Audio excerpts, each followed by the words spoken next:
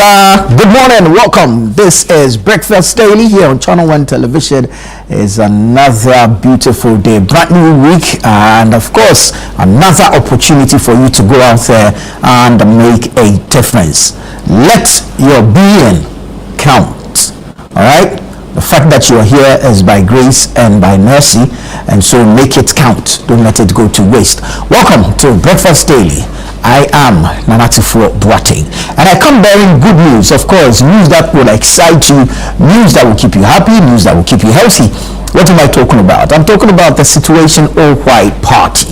All right, I'm bringing you excitement in the form of a package for a party. The Situation All White Party is the official Christmas party. It's the shutdown party of the year, and it's that type of party where it's everybody's birthday. All right, so all you got to do is give us a call. Make your reservations, register, and follow up with your payments, and voila, you and I will be jamming the night away on the 24th of December 2025. The Situation All White Party is happening at the Good Park near the Accra Mall here in Accra, and gates open 8 p.m. sharp. So at exactly 8 p.m. the gates will open. Please, 8 p.m. is 8 p.m. 8 p.m. is when the party starts, not when you are going to take your shower to set off. We beg you. So show up early and let's have enough time to enjoy and to party. It's a Situation All White Party. It's happening at the Good Park near Accra Mall. The time is 8 p.m. and the dress code, as you all know, is all white. All white. So call now. 0205-973-973 0205-973-973 or 0558-973-973 0558-973-973. Call, register, make your payments, and let's party. We're not going to be partying by ourselves. We're not going to be partying alone. We're partying with the stars, and you're going to have Kofi Kenata performing live at the Situation All White Party. A special performance he has promised us, and we look forward to it. Akwadwa is also going to be there performing live as well. Promises to be fun. Then you have Perez Music. You see, the thing about Situation is we have a tradition that we always do. Now when it's 11:30, just before the clock strikes 12, for us to welcome baby Jesus, we go to church at the Situation All White Party. And that's why we have Perez Music leading us through that particular session. You know, we've been jamming. We need to give thanks to God Almighty. We need to praise Him and worship Him for how far He has brought us. We need to thank Him. And so Perez is going to be there. He's going to lead us through that particular session from about 11:30 p.m. and then we'll go all the way into the morning of December 25, where we welcome the baby Jesus. Well, this time we are praying for smooth delivery for Mary. So Perez will come and sing, and then the rooms will open. You understand? And things will flow naturally, smoothly, calmly. So you want to come when he sings and the floodgates open and the blessings are pouring in. You have to be at the Situation All White Party to be able to grab yours. If you are not there, you share the blessings. So it's like, you know, the gifts and the packages that you share the ministries, you know, when it's Christmas. Yeah, come for yours. Perez will come and sing, and the heavens will open, and we share blessings. So come for yours at the Situation All White Party. Now you see, when Perez is singing, of course, there is a wonderful band that is going to be, you know, jamming us. I'm talking about the Chin Chin band.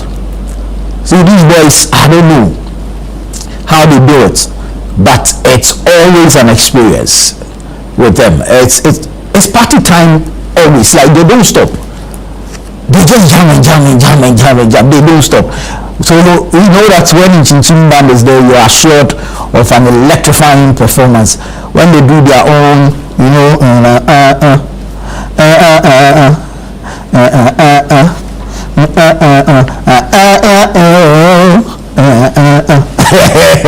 they do that one, and then of course they throw in some, you know, wonderful renditions of some of you and I, our favorite songs. And so guys, you have no excuse, all right? You have no excuse to miss the Situation All White Party.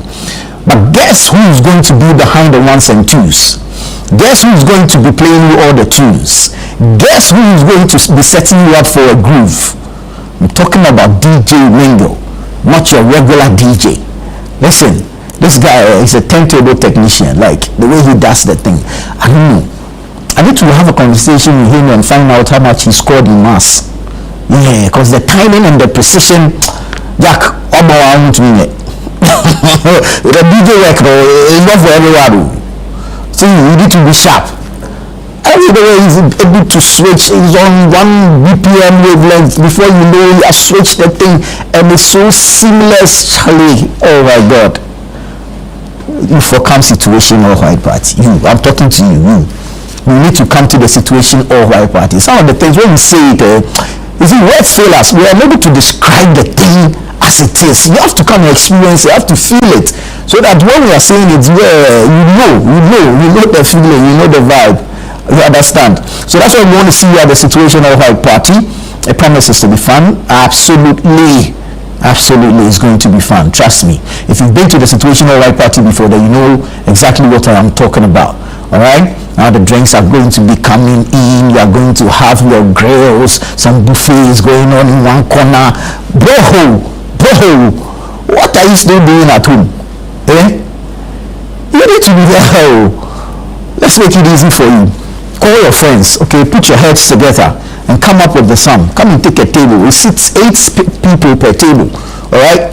So don't say, you've been working the whole year. You don't have money to celebrate yourself. Bro, you need to jump. You need to chill. Give yourself a treat. And that treat is special. It's available at the situation all white party, all right? So call us 0205 973 973. 0205-973-973 or 0558-973-973 0558-973-973. Now the situation all white party is brought to you by Channel 1 TV and 97.3 City FM and is proudly sponsored by EcoBank, Bethel Logistics and Hallmark Cafe. We're also supported by Oswald Investments Limited and Verve Duvernay. All right, so come once you enter, you see that the bubbles are on rotation. We are serving you bubbles to welcome you. You get it? Yeah, and you know the Bushmills people, Bushmills whiskey. That's what we'll be using for the cocktails that night. Charlie, you don't need to be told. Yes, sir. Come on, let's have fun. Come, let's party on the 24th night. It's the situation all white party, and it's happening at the Good Park in Accra Mall, 8 p.m. sharp. The dress code is all white. Let's step into the extraordinary this Christmas. Okay, we'll see you there. When you are coming, you should know that you have been blessed, you have been graced, and you have had an opportunity, to plan a celebration for yourself. But there are some persons or some children who are not as fortunate as you and I, and that's why we want to help put a smile on the faces of these children. And so we're asking you to support us on the Help a Christmas Child project. This project is aimed at lighting up the faces of some rather unfortunate children who, but for you and I, will not be able to celebrate the Christmas as they should. It is no fault of theirs, but as fate will have it, they found themselves in this particular situation. And so we are pleading with you to come support us, put a smile on the faces of some of these children.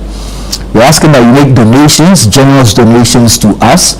You can send a check or your checks to the City FM Foundation.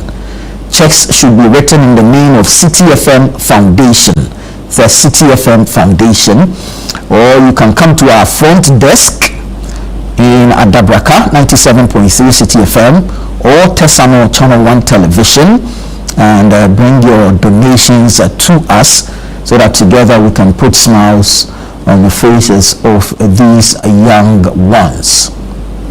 They also deserve to celebrate. They also deserve to smile.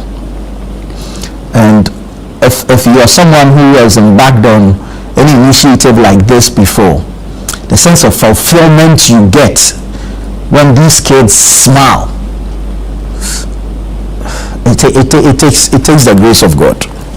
So please come join us, and then let's put smiles on the faces of these young ones. We want to say thank you to all those who have been sending their donations in. You guys are amazing. May the good Lord himself continue to bless you and to replenish your stock. We ask that those who are bringing theirs in come to our front desk, send us Momo, write your check in the name of the City FM Foundation, and Ekwediam Kwame himself will bless you. All right.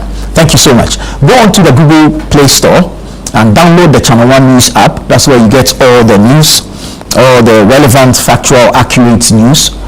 It's on the Channel One News app on the Google Play Store. Just as you can see on your screens, it's displayed. So go and download it and install it and enjoy. It's quite a simple and easy interface. Quite simple to navigate. You shouldn't have any problems at all. So that's the Channel One News app. It's hosted on the Google Play Store. So go and download it now. Now let me take you into the newspapers. Let me bring you what the papers are saying this morning. Daily Graphic says, GRA chases defaulting taxpayers. GRA chases defaulting taxpayers. Goldfields Dr. Kupol Kupo makes history. First woman to win mining personality. Azuma Resources signs $37 million technology and equipment supply deal. TCDA to establish 16,000 hectare tree crop enclave in 16 regions. TCDA, that's the Tree Crop Development Authority, to establish 16 hectare tree crop enclaves in 16 regions. Government ready to partner Zoomlion to drive sustainable development. Government ready to partner Zoomlion to drive sustainable development. That's according to the Minister for Local Government. Yep. Sports stories on the back page. Go and grab a copy and you can get the details. Let me take you to the Ghanaian Times. Ghanaian Times says, establish forensic regulatory authority to ensure scientific integrity, accountability and consistency. This is according to experts.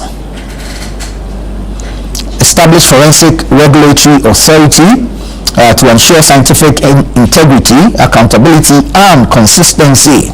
That's according to experts. That number laid to rest at last. Government Zoomlion deepen partnership for sustainable development. Decentralization remains core to national development. That's according to the Vice President. Man in police grip for unlawful possession of firearm, narcotics and stolen items. So that's the front page of the Ghanaian Times. A few sports stories on the back page. Go grab a copy and you can get the details there. Hearts pep Nations FC to end losing run. Kotoko overcome Dreams FC. GFA President Okreku and Ghana's US Ambassador discuss World Cup preparations. So all these and more in the Ghanaian Times. Go and grab a copy. Daily Guide. Daily Guide says, I'll ban $4.5 billion food imports. That's according to Kennedy Ohene Japan, NPP presidential hopeful. I'll ban $4.5 billion food imports. Azuma Resources buys $37 million equipment for Black Volta project.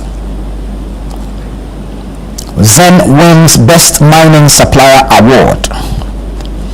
Adubrahim trial, 49.1 million cedis deal info kept for top national security officials. That's according to a witness in that case. KGL Resilience, a remarkable benchmark for corporate Ghana. Okay. So that's the Daily Guide. When you go on the back page though, you get a photo story of the funeral of the late Daddy Lumba. So yeah, You have a couple pictures displayed on the back page of the daily guide from that particular funeral. All right, let's go to the news center. News center says Azuma orders $37.5 million equipment, sets path for first gold pour in 2027. RTI petition cites GTech ban in challenge to KSTU VC's PhD. Time to break mining's gender barriers. MIF CEO speaking there. VAT on insurance products slows uptake, hits brokers. Okay, that's IBAG speaking. Africa marks decade of steady gain in visa-free movement. All right. So that's the News Center newspaper. Let's go to the Chronicle. Chronicle says, a big one in trial. AG's figure overstated by 8 million cedis. That's according to a witness. Zoomlion has survived 3 political administrations due to its good works. That's a local government minister. MIF CEO calls for systemic change to empower women in mining. MIF CEO calls for systemic change to empower women in mining. All right, let's go to the Herald.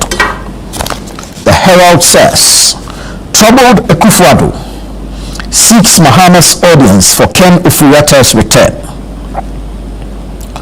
Troubled Akufo-Addo seeks Mahama's audience for Ken Ofori-Atta's return. Zuma Resources seals $37 million equipment deal with FL Smith.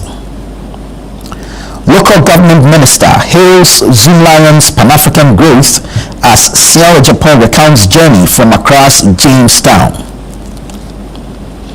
Ghana must iconize Bagbin. That's a former Kumeru MP speaking. And then we have a KGL group maintains focus on value creation.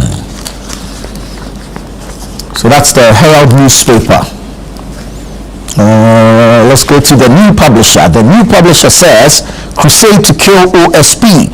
Minority goes after Ayariga and Dafiamapo. Okay. KGL's record social impact remarkable. MIF boss pushes women empowerment in mining sector. Abutrika's baby mama freed. Okay, so that's the New Publisher. Let's now go to the Ghanaian Publisher. Ghanaian Publisher says, government hails Zoomlion's African expansion. OSP bill U-turn either incompetence or PR. That's according to the Minority. KGL's resilience, a remarkable benchmark for corporate Ghana. A big one in case, 49 million cedis info kept for NS Kapus. That's according to the AG's witness. Jinapo urges calm in Ghana, Israel row. Okay, so that's the Ghanaian Publisher. The Inquisitor says, after JM's position on OSP, rascals target Ejabin. Colombian VIP leads business delegation to GPHA. MIF CEO wants more women in Ghana's mining sector. You have the KGL story here as well. TCDA eyes 16,000 hectares of tree crop enclaves across Ghana. And then Jospon Group dedicates state-of-the-art temple. So that's the Inquisitor newspaper. I'll take you to the Informer now. Informer. Corruption fight. OSP not a failure. Ghanaians told. Corruption fight. OSP not a failure. Ghanaians told. Women's participation in mining value chain. That's the next CEO saying that women's participation in mining value chain key. Zoomlion's infrastructure attracts global recognition. Jospon gives Pentecost fully furnished church building. KGL braces storm with remarkable success. MMDC is charged to step up sanitation efforts. So that's the Informer newspaper. Let's go to Republic Press. Brian ends Western Tour, covers 219 constituencies, targets 57 more. National security arrest 32 Nigerian online fraudsters at Kasua Tuba. Nation bids farewell to Amane Boama as First Lady leads delegation. Western North Region, 1 killed, 3 wounded in Draboso Bonso Nkwanta road crash. Iyoko flags Abu Trika among notorious online scammers in Ghana. Ayariga Bafiamakpo must resign over OSP office repeal bill. That's according to the minority. So that's the Republic Press. Let's go to the Custodian. Custodian says, majority leader trapped over Mahama's third-term bid confusion. Bawumia and MPP donate 150,000 cedis to Daddy Lumba's funeral or family. AG's witness disputes 49 million cedis charge against a Dubwahin. No chief can stop Mandai by-election, Northern Regional Minister warns. And then we have the KGL story also on the front page of the Custodian newspaper. Now let's go online. Bring you some stories from channel1newsonline.com. Low condom use among youth or young people in Volta region disheartening. That's according to the AIDS Commission. Low condom use among young people in Volta region disheartening. That's according to the AIDS Commission. EduWatch says more boys out of school than girls in Northern region. 1 dead after bee attack on NDC supporters in Pandai. In Abuasi, man 42 killed in suspected robbery. Peacekeeping, UN does not pay beyond $46. That's according to the Ghana Armed Forces. Unemployed environmental health officers to stage demo on December 15, that's today. MPP primary, 18 Sisala East Electoral Area Coordinators back Bawumia. Hackman Wiswajiman is speaking and he says, we are one. Political differences must not divide us. Some sports news here. Pitch covers to safeguard Accra Sports Stadium and cut maintenance cost. In Pandai, Global Info Analytics says Mahama's performance likely to aid NDC. And then we have a conflict in Bumprugu keeping teachers and nurses away. That's according to the MP for the area. Kofodia heavy rains disrupt funeral rites of Amane Boama. Business booms at Daddy Lumba's funeral as vendors cash in. Alright, so that's channel1newsonline.com. Let me take you to citynewsroom.com. EduWatch says Galamsey and betting driving school dropouts in northern Ghana. In cybercrime, extradition of 9 Ghanaians an extraordinary achievement. That's according to the US. Nta Akando says 22 billion cedis health budget to strengthen infrastructure and workforce. Professor Opokwajiman calls for sustainable investment in Africa's film industry. In the Western region, boy killed, properties destroyed in shooting incident at Adeleke. Bees attack NDC supporters in Pandai, 1 dead. Northern support for Bawumia based on competence. That's according to Amin Adam. ECOWAS endorses Mahama for AU chair in 2027. ECOWAS condemns coups, strengthens regional security measures. And then you have unemployed environmental health officers to demonstrate December 15. So go online, citynewsroom.com as well as channel1newsonline.com, and you can get all the details of these stories and more. There's a birthday message that says happy birthday to Helena Lawson of the Kolebu Maternity Ward. Wishing you God's blessings, good health, prosperity, and a day filled with laughter, love, and all your favorite things. Cheers to another year of adventure and making memories together. This is from Nana Ofair. So happy birthday to you, Helena Lawson. This is Breakfast Daily here on Channel One Television. Stay with us. We'll be right back with the news review segment.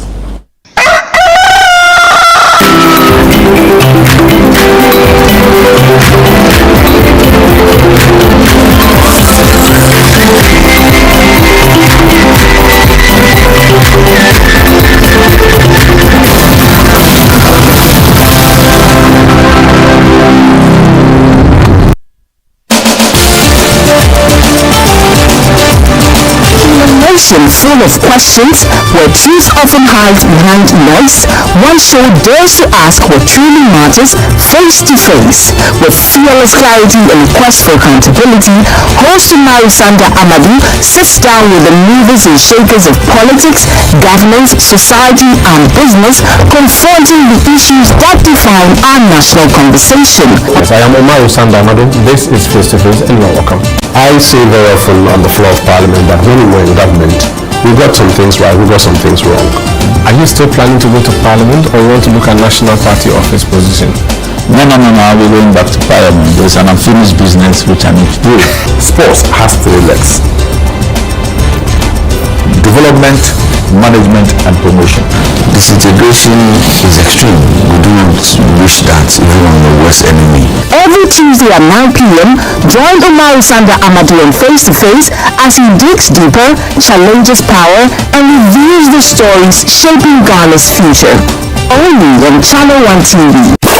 This Christmas Eve, skip the ordinary and step into the extraordinary.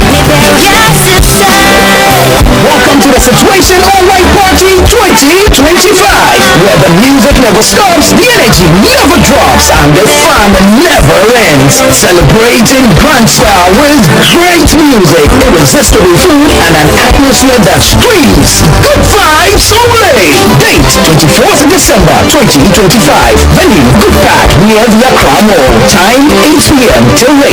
Dress code is an alright affair. Get ready for electrifying live performances from Vicky Marta. I will be there.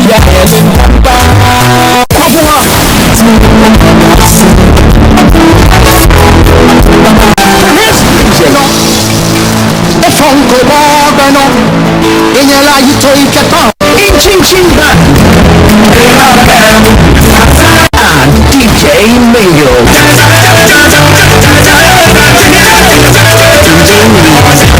Your best all-white fit. Bring your dancing shoes and let's light up the night together. Book your tables now. Call 0205-973-973 or 0558-973-973. It's Christmas Eve. Don't miss it.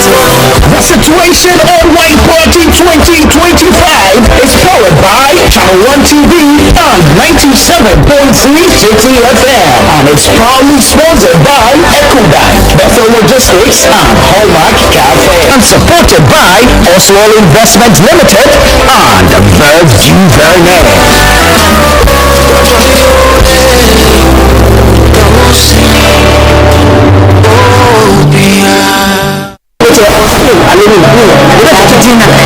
Abstain.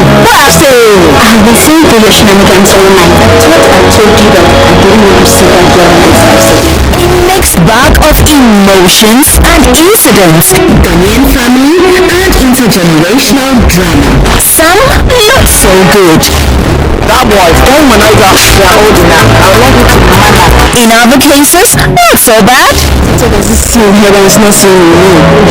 Look at me. Usually when nature made a choice, you wouldn't believe what comment that made you have done to me.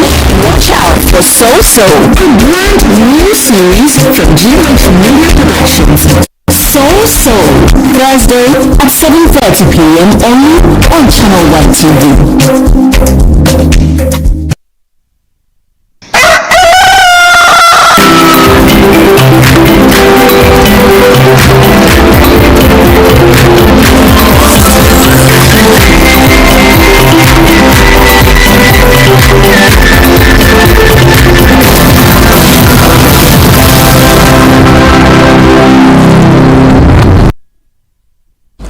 Hello again. Thank you for staying with us. This is Breakfast Daily here on Channel One Television. It's time for the news review segment where we get into a conversation on some of the topical issues. We invite you to join us because the show is interactive.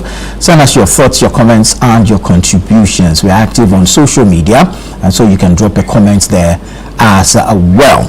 We'll do our best to read it out to you, or you can send in via the WhatsApp number also, and we'll do our best to read it out. Let me say good morning to Ibrahim Ajay, former Assistant Secretary, Office of the former President. Ibrahim, Good morning. You're right. You're looking good in this green. Thank you so much. Thank you so much. I'm grateful for the compliments. Very well. Elvis Dako is the editor of the News Center newspaper, newscenter.com. Elvis, it's good to have you. Thank you. This print here, is it from the Japan side or is from where? Oh, this is Odin. Ah, okay. This is Odin. This school. Remember to charge Odin for the advertising. Japan I know, right?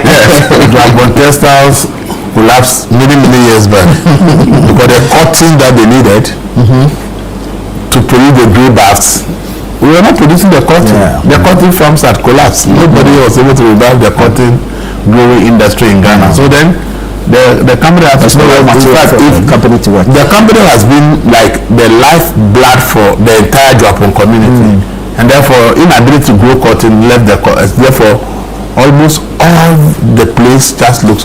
Those days people come from all parts of the Volta ready to go and seek employment at JTL and ATL, and those are like the two companies in textiles, and they are like, I would say, the biggest companies in the Volta region and Eastern region at it.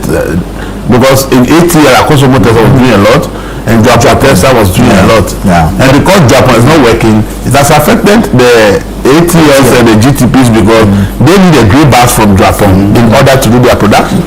So you see, our inability to make sure that we have the cotton industry has collapsed Japan Textile and has also had a serious impact on all the textile production. But Elvis, here's the thing. I'm glad you mentioned that point. Benin, we discussed it last week, is a major significant cotton producer. What stopped Draphon from going to Benin? It's high time we erase the barriers that are there. I'm talking the colonial barriers, and we're part of ECOWAS, freedom of movement, freedom of trade. Draphon Textiles should then, in hindsight, have said, look, we don't have it in-house, so let me just go an hour and a half drive from here to Dahomey, maybe 2 hours, 3 hours. Some would say more. That's 6 hours drive to Dahomey. An hour's flight, and actually purchase the cotton from our brothers in Benin, creating that inter-African trade that we all say is the panacea, the cure for all, in terms of making sure that we are connected, both physically, economically, and politically. That's I can't say sitting here in hindsight, it's a failure of Draphon Textile. Maybe they went to Benin and they didn't like the price, but I doubt that they wouldn't have liked the price. Some sort of arrangement could have worked out. Yes, True. Something for us to think about. But it's also that's the normal thing. That's why I've said that this after thing we are talking about, if we don't sit down and look at which country owns which resource, and where is the production base, and how we can link those countries together to share the expertise and the raw materials and make sure that we work on the continent, it's not going to work. Now the multinationals do is they try to support people in those areas, the farmers. So at the end of the day, they are obliged to sell to them because when they need money for raw materials, plan of the land, planting and the rest, they're able to give them certain grants or even a loan to do the job. So that if you get a loan for maybe a multinational in China or in Europe to produce the cotton, how will you sell to Ghana? Because then there will be conditions in the agreement that we are giving this grant a loan to do this production. Then when this percentage exactly. So at the end of the day, you may go to Benin, but they may not sell to you because then you are not the one who invested in the production process. So this whole after thing, I've said, look, Africa can never develop if we don't link our prosperity to to value addition of our natural resources. It's our best bet that when we continue to sell our natural resources in each raw state, we should forget about productivity and prosperity. There's no way our competitive advantage to make any economic progress is focusing on value addition to what God has given to us free of charge. I agree. Anyways, over the weekend, Charles Kojo Fusu, also known as Daddy Lumba, was finally laid to rest. I say finally because of all that has happened prior to his burial. I don't know if you had an opportunity to catch a glimpse of the funeral ceremony. I wasn't able to, but I think we've all followed it from the time it was announced. I was in India at the time when it was announced before coming back. But he's a legacy, let me put it that way. I think my commentary is more to celebrate the man rather than to focus on the controversies. When we do that, respectfully, Nana, we would somehow, and I'm not saying not to discuss it, but when we do that, we somehow remove the luster from this legend, if I can call it that. 30 albums plus, over 3 decades. And he has been maybe the soundtrack for so many people's lives growing up. You know, I remember him in the 80s. And in those days, you know, it's just video that we used to see him on with the Tokyo Joe, you know, the haircut and the braces and the lime green, yellow trousers. You know, that was those psychedelic colors of the day back in the 80s fashion. So that's my first introduction to Daddy Lumba. You know, and as I say, he has been an exceptional talent, and the fact that he's so beloved across Ghana. You know, I haven't heard in terms of artistically, and even as a person, though some things have come out post his death. You know, he's a gentleman, and I believe that in discussing him, again, I'm not saying not to discuss what's happening with the wives and the court orders and the involvement of the Apostle Penny and all those things inside there. I want to use this opportunity to celebrate him for what he has done for Ghana. You know, and when we talk about Ghana as a country or any society, we are a mix and a blend of so many talents. Oftentimes within this political space, we're looking at the business agents, people who have contributed either in the political sphere or the industrial sphere, or let's say the educational sphere to Ghana. You know, these are the people we celebrate. The teachers, the lawyers, the politicians, the presidents. And, you know, the cultural icons are also part of that mix when we want to celebrate Ghana, and when people are also applauding Ghana for its rich cultural heritage. And he's been a fantastic ambassador for Ghana's culture and the music industry as a whole. And he has, of course, transferred. You know, not every artist is able to transfer outside of his or her own home region or country. And he's been one of those few legends in Ghana whose music has transcended our borders and is well established musically in other countries. So I want to again celebrate him, and we pray that God Almighty will have mercy upon his soul. And when we all meet again one day in that upper echelon we call heaven, I pray all will be well with all of us. Right. Thank you, Ryan. Elvis, your thoughts on Daddy Lumba and then his funeral? Well, I think when you talk about Lumba in this country, I don't see any musician that has touched the lives of almost every aspect of life than Daddy Lumba. If you are talking about a musician who people actually love, I think he is loved by Ghanaians. Most Ghanaians love Daddy Lumba. I think if you look at the man's life, okay, that he has been able to produce back-to-back hit songs for 2 decades non-stop. For every Christmas, maybe until the last 5 or 6 years, that we didn't expect a Lumba song in December. When it's a Christmas, everybody is looking for Daddy Lumba to relate some song. It's just like the public expect that he will do it, and he has done it consistently for the past 2 decades.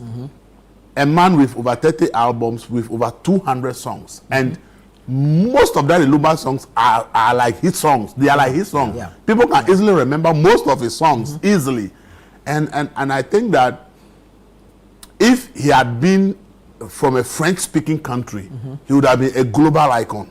He would have won so many awards like the Yusuf Indos, the Angelique Kiddos, and the rest. I think the French have managed to promote the African culture in music and projected it more than the English have done. The English have not really helped the African culture and language and music after colonialism had ended. But what I've realized that if Daddy Lumba, with all this that is done, if he was a French-speaking country musician, I would say he would have been bigger than the Angelique Kiddos, the Yusuf Indos, and all. Because what he has done, I'm not sure Angelique Kiddo has over 200 songs. I'm not sure that Yusuf Indo has over 200 songs. I'm not sure that Angelique Kiddo and Yusuf Indo's songs cut across all. Have cut across almost every aspect of life, and therefore I believe that if Lumba had been a French, he would have done far better. It's not about the language. People say the language, I say, but Angelique Kiddo sings in Ewe. Indu speaks in French, and so it's not about the language for me per se. But what I've realized that because the French policy of assimilation always want the Africans to feel as part of France, they have also done so well to project the African culture and tradition on the international scale. And once France picks it up, it attracts global attention. But I think the English have not done that for us. I think that if we are looking at music legends that should be immortalized in this country, I think Daddy Lumba is in a class of his own. He actually needs to be immortalized. And I think that somebody needs to put some experts together to help the family how to monetize his songs, especially when we are getting into the digital age, how the family can benefit from all that is done. See, Lumba played music at a time where digitization has not really made much of progress. True. But in this day and age, I think that if somebody is able to do a good job on Lumba songs and how to monetize it online, I think the family will never lack. Because today, Michael Jackson's children are living large because of the work of their father.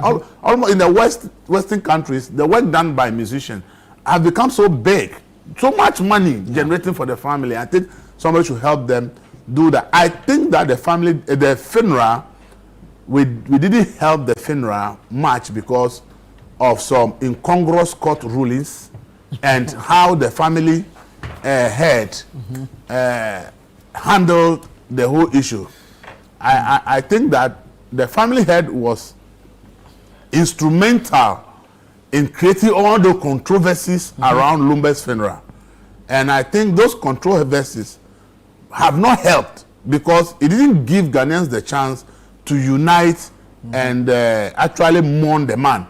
Ghana became like a divided country where those who support side chicks were on the side of Odo Bruni and those who don't support side chicks were on the side of Akosua Sewa. And if you look at social media, the discussions were all about Odo Bruni and Akosua Sewa factions, and it divided the public in so many ways. So the unity we needed to unite behind the FINRA really didn't help. And the court rulings have actually worsened the whole thing. And I asked, why do we have courts and the courts are now giving rulings that are actually in a way destroying our culture and traditions? When we say we are a country with values, tradition and customs, the courts must uphold our tradition customs. But when rulings from courts begin to give you a different opinion of what things should be, you should be worried as a country, because it means that your values and traditions will be eroded based on court rulings. Look at on the day of the burial, on the day the body is to be taken. A court ruling in the morning says this, in the afternoon the judge issues a different court ruling. And the judiciary is happy about this. And they want people to have confidence in the judiciary. They also contributed in creating that disservice for Lumba. I think that if we had really united and done that, we should have been mourning Lumba like for 3 days. And I don't know why there was no state burial for Lumba.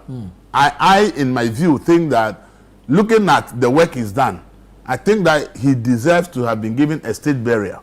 But there was no talk about that because the Odo Bruni and Sewa issues overshadowed everything. So the focus to say, let's look at what the man has done and let's look at his works and think that this gentleman needs to be immortalized and therefore there should be a call for state burial. No, there was nothing like that because there it became the Odo Bruni versus the Akosua Sewa and all kinds of things where nobody talked about state burial for Lumba. I, in my view, believe that, as I said, if you ask today, maybe since independence, you are talking any artist that has made more impact in the lives of individual Ghanaians in terms of how his music touched the lives of people, how his music actually influenced people, how his music made people to take certain decisions that have helped them, how his music can actually become a rallying point on several issues from social to, if you look at it, almost every genre in music, Lumba music has almost touched there. So for me, if we had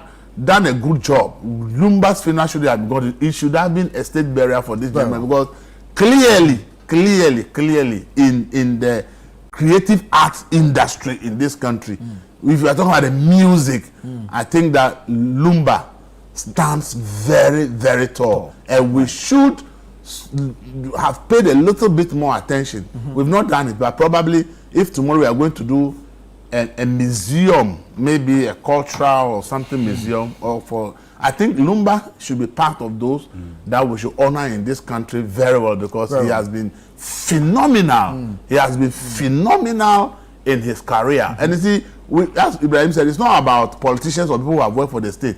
Many people have done phenomenal things in their individual ways. That is where we should rather honor people the more.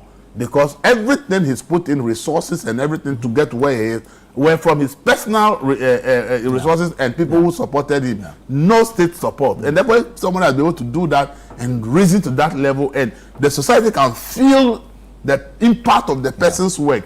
It's just fair that that person is recognized by the state. Well, Elvis, thank you. Let's say good morning to Elikem. Elikem Kotoko is the Deputy CEO of the Forestry Commission. Comrade, welcome. Good morning, thank you, and thank you for having me. Let me give you the opportunity to touch on Daddy Lumba and his funeral over the weekend. Yeah, in fact, sincerely, we were all shocked. We received the news of his unfortunate demise with so much shock. Knowing that I think some said some few weeks before then or months we had seen him in public space and all that. And even though we all heard that he's not been so well, we felt he was managing it and could go further or farther. But unfortunately, the Almighty's will is not ours. And so we extend our commiserations to the families. I have tried so hard to stay away or try to even comment on this matter because I felt any commentary on it, especially in relation to the wives' matters, dilutes the potency of the impact Lumba made on many of us. My mother never understood Twi or could speak Twi, but was always playing Mesum Jesus, and all those in those days.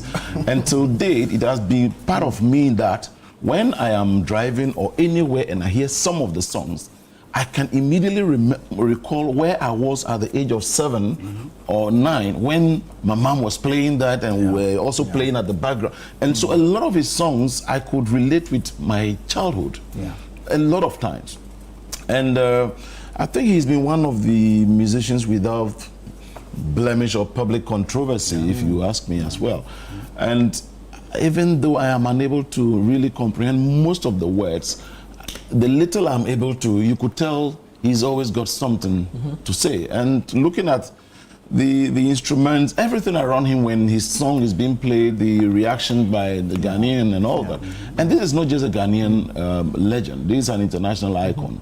I recall when I started reading about him that he moved to Germany in 1985 and then started his career amongst other things. So it's a sad situation. We must say that the way and manner in which these brouhaha over a dead body, a corpse, went has actually, some way I would say, has defamed Lumba. Not for his own doing though, but whatever the motives were, I think that certain characters who may not even, you may wonder what their interests are and all that, got involved. Either it was deliberate to tarnish but to pretend to care, or it was, I don't know. And when I refused to watch even the whole program. I recall I was somewhere with some very high profile person who was close and was making some calls. And you can tell that from the Otumfuo to the government or state, etc., the way it was going, even if you intend having a state burial, everything was so disjointed. And so imagine this morning they said this, then you are planning, and the next afternoon, the next moment they say something else, and it means you have to do it quickly. I mean, they failed. All those who were involved failed. I do not know who is right. I do not know who was wrong, but we failed him and we failed Ghana, because look, this is somebody I believe strongly that if this program was well organized and there wasn't this much noise about it, the international stars, the international community, and the many people who would have attended, many would look at the attendance and say, oh, it was well attended and all of that, but trust me, it could have been 3, 4, 5 times what we saw. I only hope and pray that the various factions find reason to amicably resolve their differences, because yesterday I was reading that, for instance, the older woman's children ignored their mother's directive or whatever. They decided to take part in the process, and I mean, it was very nasty and unacceptable. I think this is the first time I am witnessing something of this nature, and permit me to say that again, that over a dead body, what exactly is the motive? And so it's bad. It's that bad. And the Ghanaian culture that we all know, I'm sure, frowns on these kind of things. And these sort of matters should have been addressed in the quiet. But, well, it is what it is. And I'm sure that we have all learned the lessons that we're supposed to learn. Well, I have always believed in the fact that, having gone to school and we're told that we have extended a nuclear family, it is always best to keep to a nuclear family. Not to mean you are discarding of the very extended, but your uncle, your granny, your etc. So it becomes very small, and avoid some of these things. It's so unfortunate. But all in all, he's been laid to rest, and we pray Mother Earth will rest peacefully or gently on him. Yes. Very well. We pray that his soul will rest in peace. Let's move on. Parliament has passed the Road Traffic Amendment Bill of 2025. This seeks to legalize the use of motorcycles, tricycles, and quadricycles for commercial purposes. Ibrahim, let me start with you. The bill also is seeking to set higher limits for the determination of alcohol concentration in drivers to reduce the incidence of drunk driving and accidents that occur as a result of drunk driving. But campaign promise fulfilled? I believe so. I mean, there's no way. It was a message to the Okada riders. It's a campaign promise fulfilled. I mean, that's it's so black and white in terms of that. But in terms of the depth of it, I think what needs to happen is this, because you cited something. We welcome it. It's a good move, because these commercial riders are an important component of our public transportation, albeit they work in the private capacity. And there's a social value there, there's an economic value there as well. And then there's an industry value, because you can get from A to B very quickly. We'll come to the safety concerns in a minute, but I wanted to touch on what you just said about the abuse of alcohol and how there'll be more stringent monitoring and tests on that. I wanted, again, I can only draw on my time in India. When we were in India, I was in Chennai, Tamil Nadu, And what happens?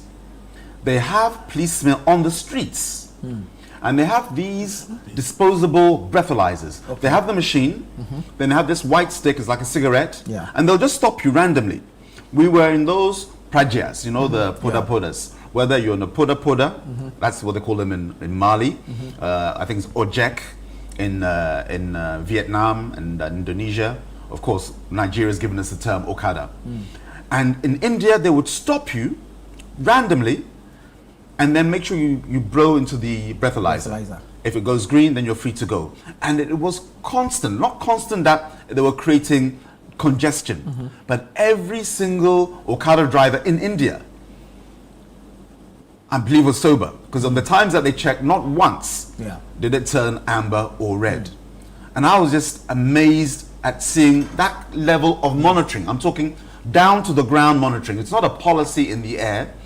And again, you know, of course, they move around, so it's not in the same location, just as we do with our police checks here in Ghana. But I think that's what needs to happen in this bill. I haven't gone into it detail to find out what it is. In Rwanda, for example, the regulation is that you all wear uniforms, your license, you wear helmets, your speed is monitored. That happens in Vietnam. Okay? They monitor your speed because, again, they have apps attached to your vehicle, so they can monitor your speed in real time, so that if you go above the speed limit, it's not a case of a policeman having to stop you. The app will report to you that you have exceeded your speed limit. I mean, we are in the era of electronic vehicles, whereby I can sit here, if I have a Tesla or another, you know, the BYD, and we have BYDs in Ghana now. We have electronic vehicle charging stations. There's one in Spintex, not far from me, another one by the Manette Junction behind the Shell, for those who are listening. You can sit here in Tesano. I can call my Tesla, the self-driving ones, and it will come all the way to here. So I'm just saying that the diagnostics in vehicles these days are constantly giving data. So, and it's not a case of having a whole different set of hardware. I just want to alert government's ears to the technological tools that are available to make sure that not just the Okada drivers, but also we, the motor vehicle drivers, you can now have real-time communication. What happens when you take your car today, I'll come back on track, to a mechanic. You know, they plug in that interface, the diagnostic, and it tells you, you know, what part of the engine is faulty, you know, your brake pad levels, because the information is being communicated. Imagine we have a law, and most cars now are computer controlled in some ways. Imagine a law is passed whereby when you go for your motor vehicle, is it roadworthy? It can communicate all this information. It doesn't have to be when you go at that intermediate time. But in real time, we have an opportunity to help discipline drivers on the road by using the data that our cars are constantly sending to the CPU, the central processing unit that sits on the engine. So I'm coming back now to the Okadas, looking at what's happened in Indonesia and Rwanda, whereby the regulation is highly regulated down to the minutiae, in the sense that your speed limit, whether we see you or not, once we get the report, can lead to government sanctioning you, the Okada driver. You know, again, making sure that the pillion passenger, your customer, is also properly, duly attired and what have you. So, and the bills are not set in stone. Bills can be added in terms of its powers, in terms of the depth of which it is applicable at any moment in time, please, Nana. And I think government should alert itself to that. How can we make it so robust, not that it becomes a hindrance to the young men and women who ply their trade as commercial motorcycle transport operators, Okada as we call them, but just to help them help us. The most important person in this equation of the bill should be we, the customers. Because why was it opposed to earlier on by the MPP? Because we had a high spate of deaths involving Okada drivers, and how to cure it, make sure that the necessary regulations were in place, is what led to us to saying, no, we need to hold on in terms of regulating it and really see the whole ecosystem and see how best we can make sure that we can involve them within the road transport industry. So the bill has been passed, it's good, and I think all of us should support it because it will encourage Okada drivers now to work within the law. Up until it was passed, you're a law unto yourself, but now you can actually work within the law. It creates employment, and of course, having vehicles work within the law means that lives will be saved. Because somebody who, not being regulated, decides at his or her own caprice, oh, whether I should wear a helmet or not. Now the law is there, and again, we can also identify you. I don't know if uniforms are part of it, but I'm hoping like they do in Nigeria. They are to form associations. Okay. Yeah. Forming associations is fine, but I'm talking about making sure that we can identify you. I understand that there'll be the vehicles will be registered, but it's connecting all those dots. When I was in Abuja and Ilorin, Kwara State, you won't see an Okada driver without the helmet on and the uniform on, you know, and very civil as well. I have to make reference to that. I think sometimes regulation makes you disciplined, because now you're in the framework of the law. The eyes of the law are on you, and then you find that the customer service. Okay, again, I'm speaking from my time in Abuja and in Ilorin, Kwara State, and I found that the drivers there were so, because it's competition. You are their daily bread, and the way in which they would drive, there was no speeding at the time when I was in Ilorin, and it's customer service. They want you, and then they'll give you, and they have their cards, the business cards. Oh, guys, my card. If you need me, just call me. Right. This is the kind of, I think, culture that regulation helps to create and foster and nurture. So it's a good thing, and we'll do our best to support it. And we urge government to be proactive. Look at other regulatory bodies across the world. And I've given you Rwanda, Indonesia, and Vietnam as reference points. And you can see how they have managed to really make it a resource within the economy. And now that we have a lot of online shopping, you'll find, just as you do with the Bolts and the Uber drivers and what have you, these Okada drivers, when they form the associations, will be a key component in that online shopping industry that Ghana is burgeoning right now. Very well. Let me come. Now we've passed the law. It's expected to bring some sanity within that space. But are we ready yet? I'm asking this based on the safety concerns that have been raised over the period.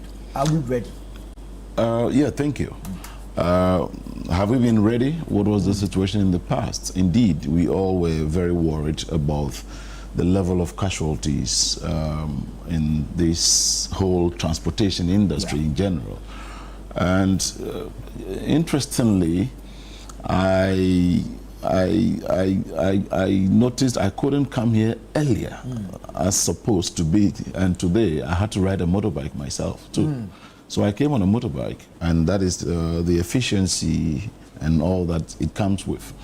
But truth be told, it is the reason why when government wants to put in policies, there's a need to think through it carefully and not rush into doing it because you want to gain some populism or just because it's a campaign promise. And so almost a year down the lane before this is being rolled out, you will agree with me that even after it is done now, it still will take some days for some other things to be done amongst other things. But I feel that it creates a lot of opportunities, not only economically, but also administratively for all of us to now see how we can fine-tune the transportation sector itself in general. For instance, it means that there's a need for regular and periodic training of our Okada or motorbike riders for commercial purpose. They ought to be trained on how to respect traffic regulations, which lane is good for them, which is not the best for them, at what speed, and etc. I even have started proposing, even to our roads minister and the DVL, etc., that kind of uniform platform to allow for proper monitoring of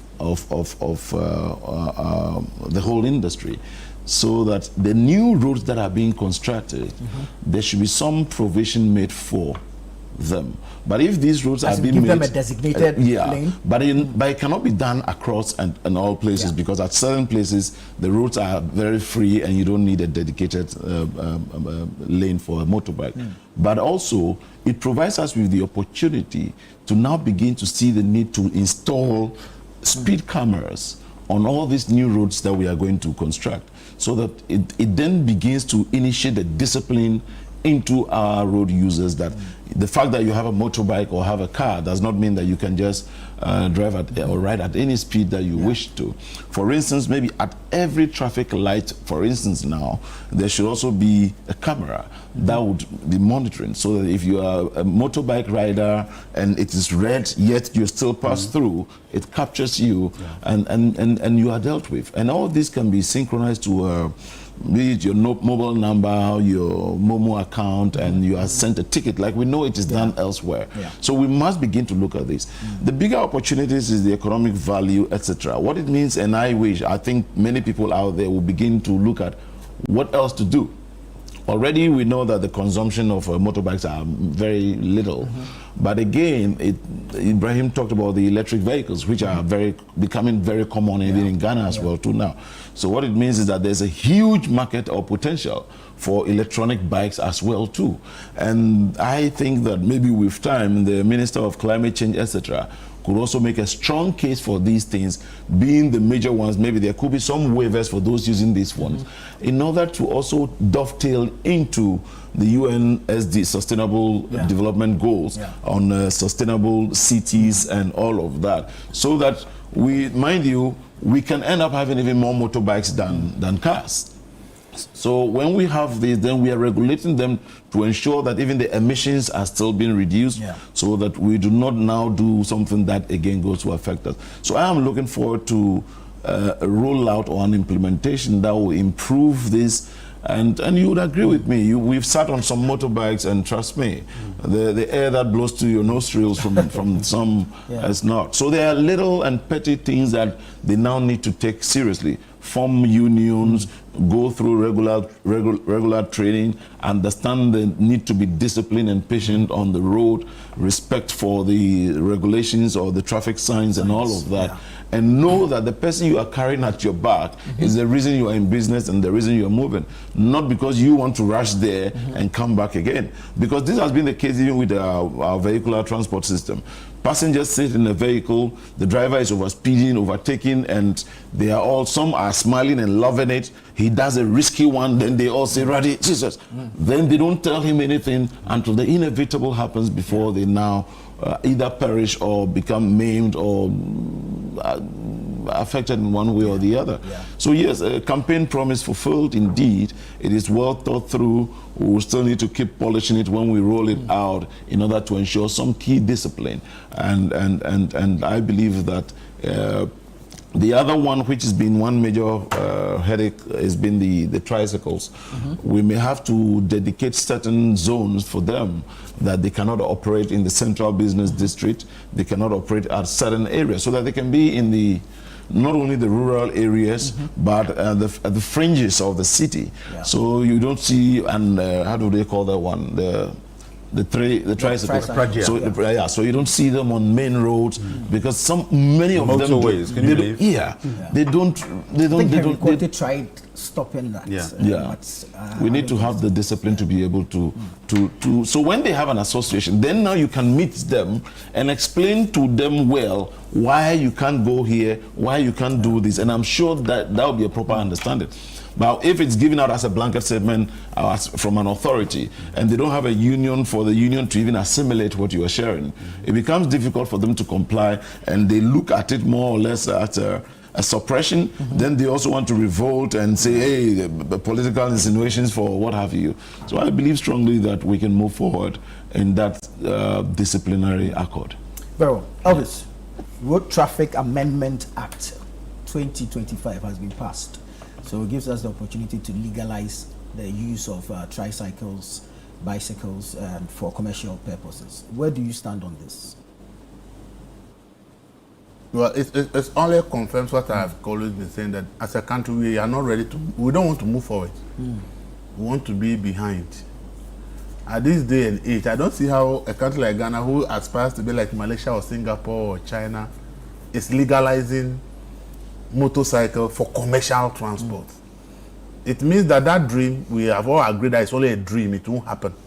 Because if it will happen, you can't tell me that if you go to Malaysia, motorbikes are used for commercial transport.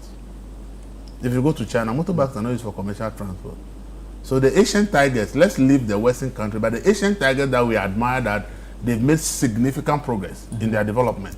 And we believe, we always say Ghana had independence with Malaysia and this all the time. Why is that Malaysia is why are we not there? We should be able to be there. Singapore has made it, this, South Korea. We mention all these countries, that Ghana should be there.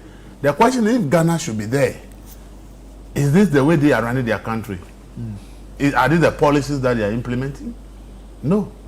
Those countries are thinking about high-speed trains, bullet trains that take people within a short period, they are there. Some, Dubai and Co are thinking about flying taxis.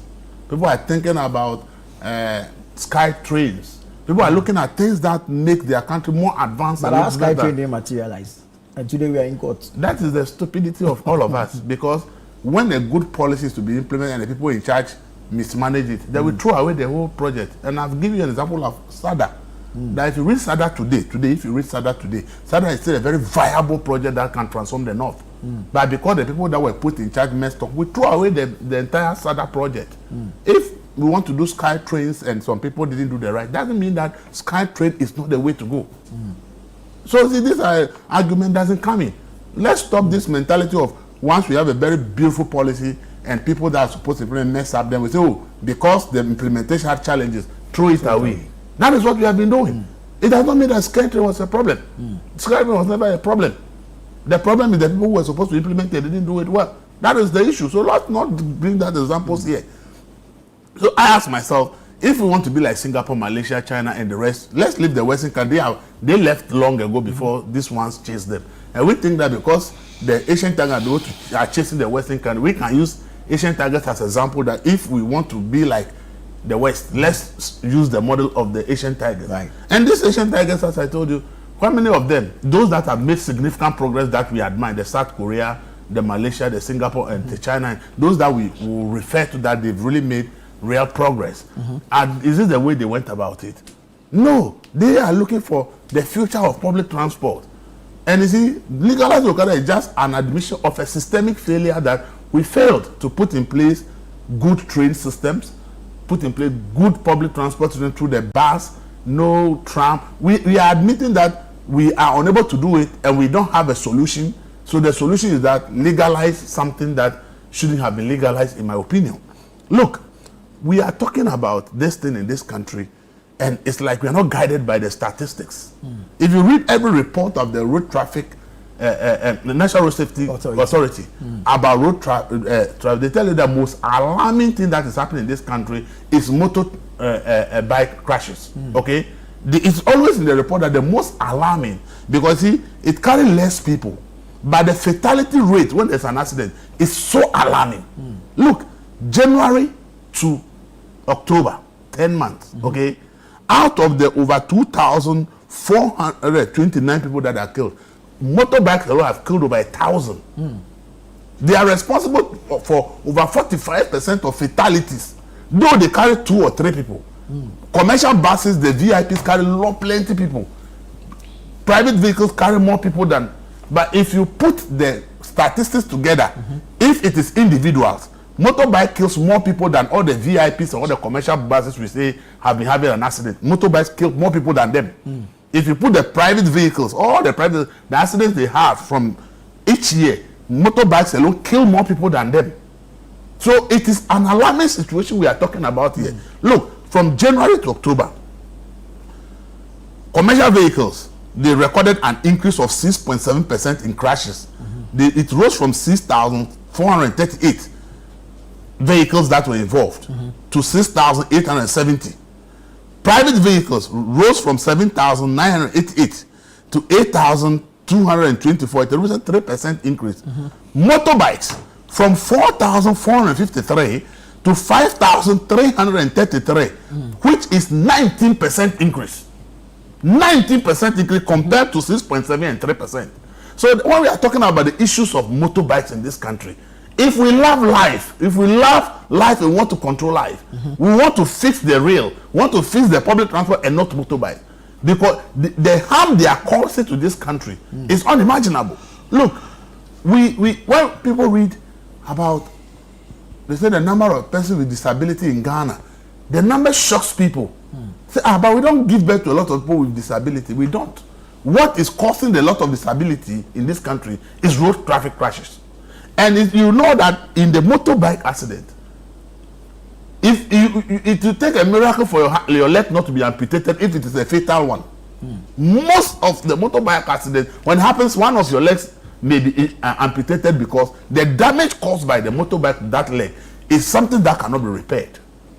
I believe that this idea that we have brought, I hope and pray that it helps us to reduce the situation. Because for the past 10 years, road traffic crashes and the fatalities have never gone down.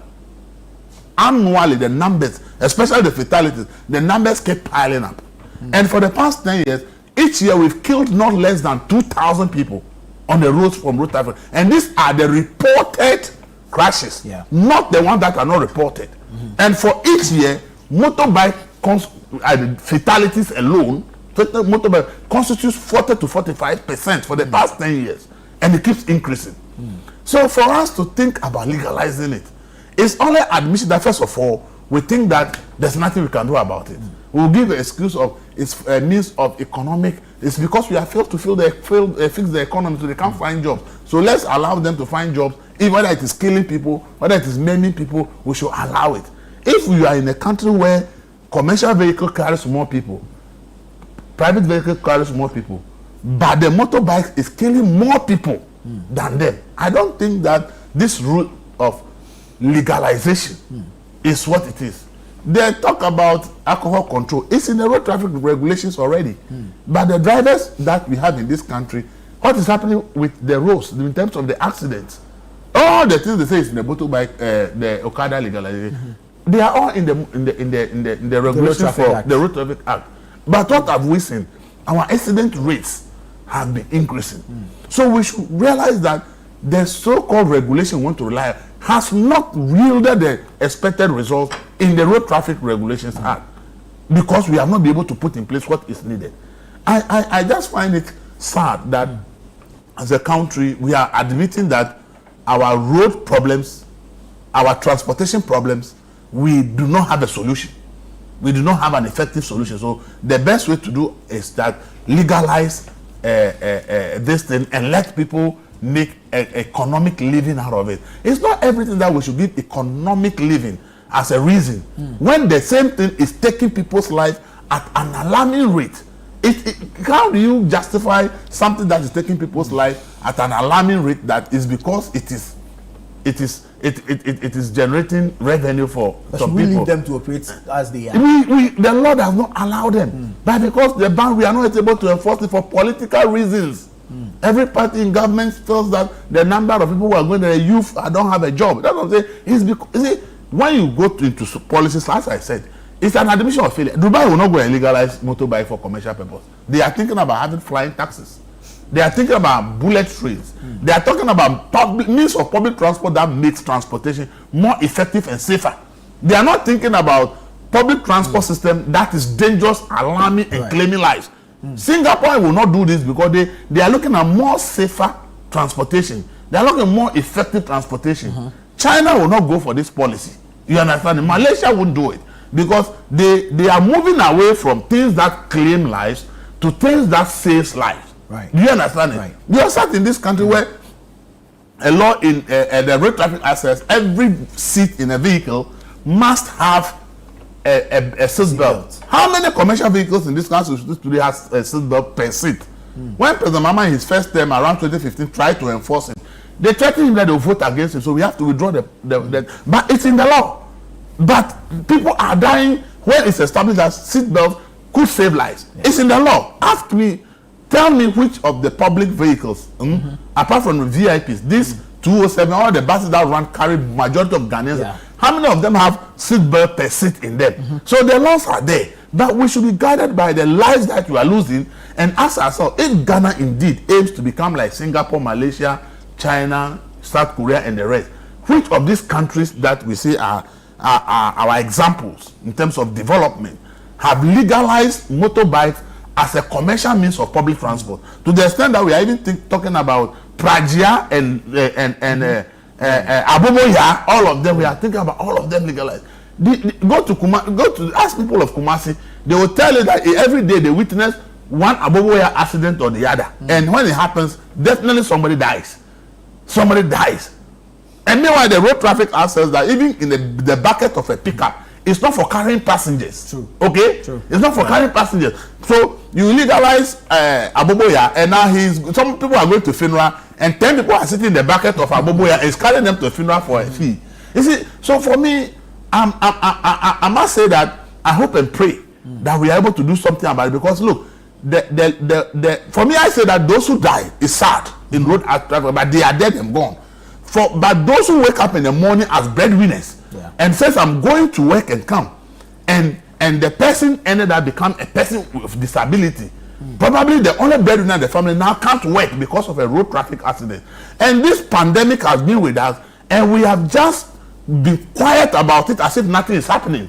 And if something is claiming the lives of 2,000 people per year, I did a story about, I think it's the Fourth Republic, the number of accidents, the number of people who died were over 45,000. That is the whole constituency in this country killed by road traffic, and year per year the number keeps going up. It means that our regulation and whatever we are relying on are not working. So, and if they are not working, is it about legalizing Okada that to make it work? Because even with the road traffic, as I told you, it is an increase year upon year. This year we are likely to cross almost 2,800 or 2,900 deaths, because this figure of 2,400 and it's to October. It's October. January to and October. for each month we are recording an average of 200 deaths. So if we are to add November and December, the death rate this year is going to be like over 2,800. That is scary. And I don't see the legalization of Okada as a solution. I think that we have to admit, which as we have admitted, there has to be something strategic being done about accidents, because the way we are treating road traffic, the people that will go and bury them, we cry small. There are many people who are suffering in their homes today, become persons of disability, they can't work, they can't earn a living, their families are in disarray simply because of a road traffic accident. Let me pick a quick reaction from Elikem on this. Nana, I am very shocked at the submissions of Elvis, and but he is entitled to it. However, I feel it is one of the warped submissions being advanced towards any proposition to frown on the legalization of motorcycle transport. Mind you, motorcycles are allowed as commercial transport in all the countries you have mentioned. In all the countries you have mentioned. China, Malaysia, Indonesia, everywhere. And what exactly are you talking about? They are used as motorcycle taxis and for delivery services. Now, if your concern is that too many people die out of it, it is the reason in my earlier submission I said that now they are going to be unionized, and that allows for proper training and regulations. Come to think about it, even if they are not going to use it to carry other people at their backs, do they still ride motorbikes or not? Will there still not be accidents? We have air transport. We rarely hear of a crash, but when one happens, hundreds die. We have vehicle transport systems in this country. When one occurs, what happens? More than 5 sometimes die. So we should be talking about how to strengthen regulation to ensure that there is discipline on our roads. And I did mention again that we need maybe speed cameras on the new roads that are being constructed to begin to instill that discipline in us, that when the road is so clear, it doesn't mean you can drive at 120, 200 and be saying that I drove at such speed. There should also be cameras at every traffic light, so that a rider who is in discipline and when it is red, he still runs through, is dealt with.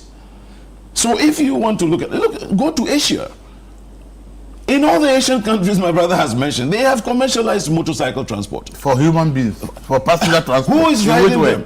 That is what I'm telling you. I'm saying carrying human beings as passengers, not for parcels. It is commercial, but not for parcels. Good. Carrying human beings. But what is its purpose anyways? Let him learn. What is its purpose anyways? The person riding the motorbike is still at risk. There's only one extra at the back. And so if that person is trained properly to be disciplined and abide by the rules, and especially that now is the first time it is being instituted, it affords us the chance and the opportunity to regulate it properly. To make sure that this is done and done right. And so if we have delivery services, taxis doing delivery in the US, in the UK, in Malaysia, in Indonesia, China, Vietnam, Italy, wherever, the very people riding these bikes, are they disciplined or not? And so for anybody who would say, I am against it because of this, I am sorry, but that is warped logic. Reason being that the people who are even riding the motorbikes without carrying other human beings, if they were not disciplined, like the US and the other countries, there would have been fatalities. True. So the key thing here is discipline regulation, to make sure that they abide by. But if you say because of this, we want to be like that country and we cannot do so, I am sorry, we are shooting ourselves in the foot by trying to commend or compare ourselves even to those countries, to say those countries are countries that have become disciplined. What shall we do as a country to also be disciplined to ensure that when we say go left, it means go left. When they say go right, it means go right. When they arrest you and your traffic light, your trafficator light is not functioning, it is an offense and you must be dealt with. So apart from that, I don't see why you... Ibrahim, I'll come to you. I see you're itching too. I'll come to you, but let me take a quick break. Sure. When we come back, I'll come to you for your submission. Stay with us. This is Breakfast Daily on Channel One Television.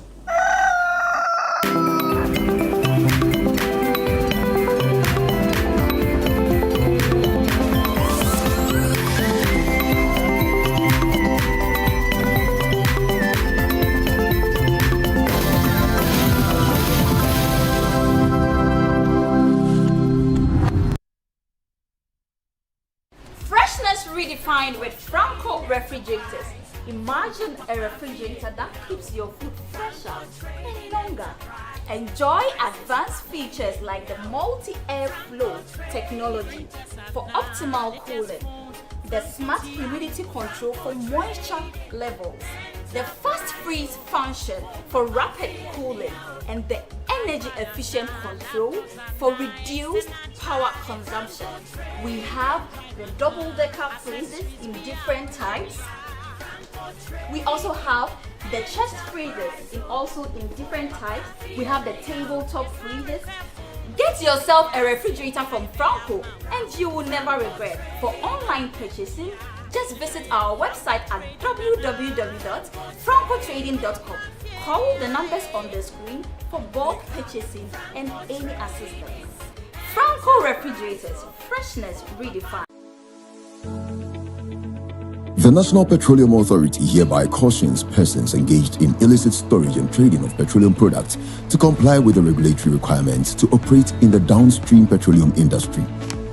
The NPA Act clearly stipulates that no individual shall engage in any commercial activity related to the importation, exportation, re-exportation, shipment, transportation, processing, refining, storage, distribution, marketing, or sale of petroleum products in the downstream industry without first obtaining a license from the NPA board. Failure to secure the necessary license and properly regularize operations will result in confiscation of petroleum products, prosecution under the law, and decommissioning of facility. For more information, contact the National Petroleum Authority on 0302 550 380. You can also visit our head office located at Jolu of the N1 Highway or any of our regional offices.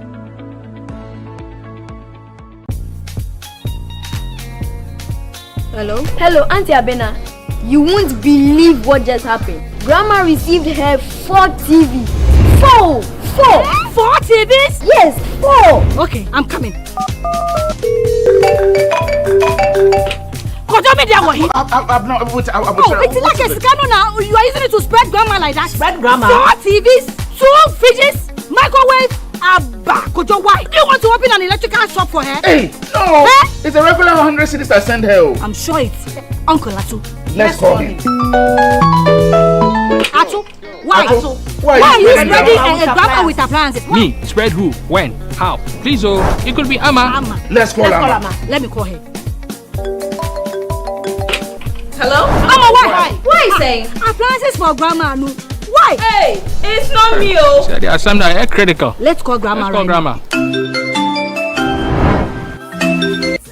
Hello? Hey, grandma. So who is buying all those stuff for you? Call me Granny Cash. Grandma know the joke, the luckiest. If they do me 5 here. When I buy ticket 100 cedis, I pay them small or big. I automatically get my free gift. Hey, sir! Yes, so with the luckiest, anytime you buy tickets up to 100 cedis, whether small or at once, you are guaranteed to win a free gift. TV sets, fridges, hampers, airtime, cash. Remember to dial *712#, choose option 4 and follow the prompt. With the luckiest, everybody wins. Even Granny Cash.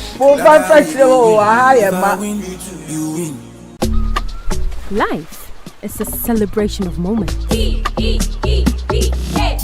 and small. The sun is scorching, I'm feeling the heat. With Piva Drink, every moment becomes a refreshing celebration. From the beach to your home, in every corner of your world, Piva Drink at a burst of refreshment.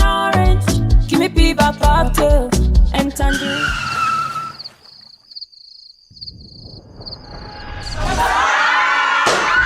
Celebrate every moment with Piva Drink. Refreshment for every occasion. Piva Drink, a taste you will love. P for Piva. This advert is FDA approved. You get bad mind, no be say you be baddest. Come on, what tell Buria, say dear, if you kona ni yankasa, enti kanena na yebo sile, me demu ye sheno, ni na akem, Anas Boy Enterprise, SMN control say, what's you fear ye? We hear POP ceiling papa, with many design, plaster board installation, TV unit design, akasianin kitwa, any tile na hudu nyina, obekeni neat ediamo, afi, wasansu ye painting, inti ye dembi ye wasi, wufre Anas Boy Enterprise, ye painting the cover, ediamo, afi, window designs bia ya ni nyina bi e bia na wo dwen se wo besi fie na fie na wo besi en so no wo hia de so bi mada Anas Boy Enterprise ST say residential and commercial construction afi we renovation and remodeling surveying bia open no obe ne kama e dia ma afi architectural design say ko twi ko brema bae and drawing plans wo be ne neat e dia ma menua ba ma make come for Anas Boy Enterprise and for ma e say wonim de na ne nsa no ye fe come on enti sa open ne mama bobosu nyina ejumadia hwehwe Anas Boy Enterprise no twa needs locate Anas Boy Enterprise our Tantra Hill Amasamai ani Ablekuma Canada Junction so open shemua fre 034-611-3461 Anas Boy Enterprise Wulimte Ankasa.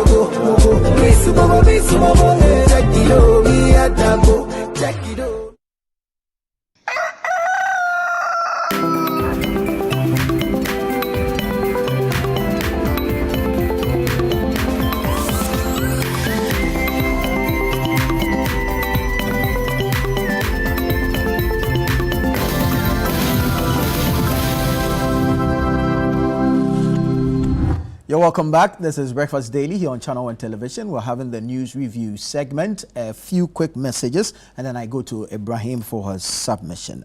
This one says, I am Bash from the Democratic Republic of Wolensi. You have a republic within a republic. Hey, Bash. Says, good morning, Mr. Host. On the collapse of our textile industry, PNDC did well for the cotton industry, but NDC killed the same industry. My greetings to my mentor, Alhaji Ibrahim Ajay. He says he's Bash from Tamale. I know Bash. Yeah. All right. Assalamu alaikum. This one says, finally, Daddy Lumba is laid to rest. May he rest in peace. We are grateful to God for gifting Ghana with such a legendary musician. Amino from Nsawam sent that. Legalizing Okada is very shameful. Just this morning, a vehicle knocked down an Okada rider at La Paz traffic light intersection. It was terrible justice, and it's just to satisfy a political campaign promise. Ahmed from Nima sent that one in. Alhaji Hamza from Pig Farm says, good morning, my brother. So sad to listen to Elvis speak about the legalization of Okada. Is Elvis telling us that he has not even seen one good thing about this policy? I expect him to tell us how to improve the system than condemn it. I totally agree with the comments made by Elikem Kotoko this morning. He has spoken well, and he has spoken the minds of Ghanaians. He has also demonstrated that he's on top of issues. He should keep it up. Nana Boateng, please tell Elvis that it was a campaign promise and they want to satisfy their supporters so they can win 2028 election. I fear for Ghanaians. Okay. There's a whole lot going on here. I can't make head and tail of this, but yeah, please keep sending your thoughts and comments in. We'll do our best to read them. Ibrahim, quick one on the legalization of Okada. Yes, I have some issues in regards to Elvis's submission. Firstly, what Elvis has said contradicts his earlier statement to you when he said that the SkyTrain is now in court. He said if the policy is bad, if the policy is good, it's a beautiful policy, don't throw it away because those who implement it are wrong. Yeah. So if commercial vehicle, as in taking passengers, is good, good how? It's good for the economy, it creates jobs, it allows industry to move quickly. Elikem gave us an example. He was late, but because of Okada, he was on time to meet his slot and his submission. And I mean, there's so many other things I can go into there. Okay, and the value chain, mechanics have more customers. So how is it that something that is inherently good, you now want to throw it away because some people are indisciplined? Let me give you some figures so you can look at, because Elvis gave you a figure of 19%. Am I right? Yeah. 5,000 to 6,000. On average, an Okada driver will do 15 to 20 trips a day. Let's say 15. 15 times 300, that's 300 days, okay, is what? 4,500 trips. One Okada driver. Yeah. So one Okada driver, and there's like 100,000 in Ghana. 4,500 times 100,000 is 450 million trips. And we have 6,000 deaths. I'm not saying it's insignificant, but you got to look at the figures. 450 million trips by these Okada young men and women. And again, astaghfirullah, God forgive me, I'm not saying it's insignificant, but 5,000 deaths. So how do you equate that? It's the whole case of throwing the baby out with the bathwater. We have an issue. What is happening in Uganda and Kenya right now? They are app-based. And I mentioned in my first submission, the apps control your speed. So there's monitoring. Before somebody has an accident, he or she has been flouting traffic regulations. It's not like I speed once, I have an accident tomorrow.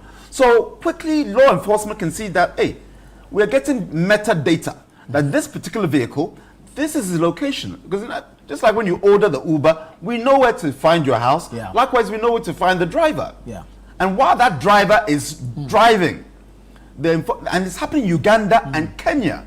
For those who want, quickly go and Google. So you can see what I'm saying is the fact.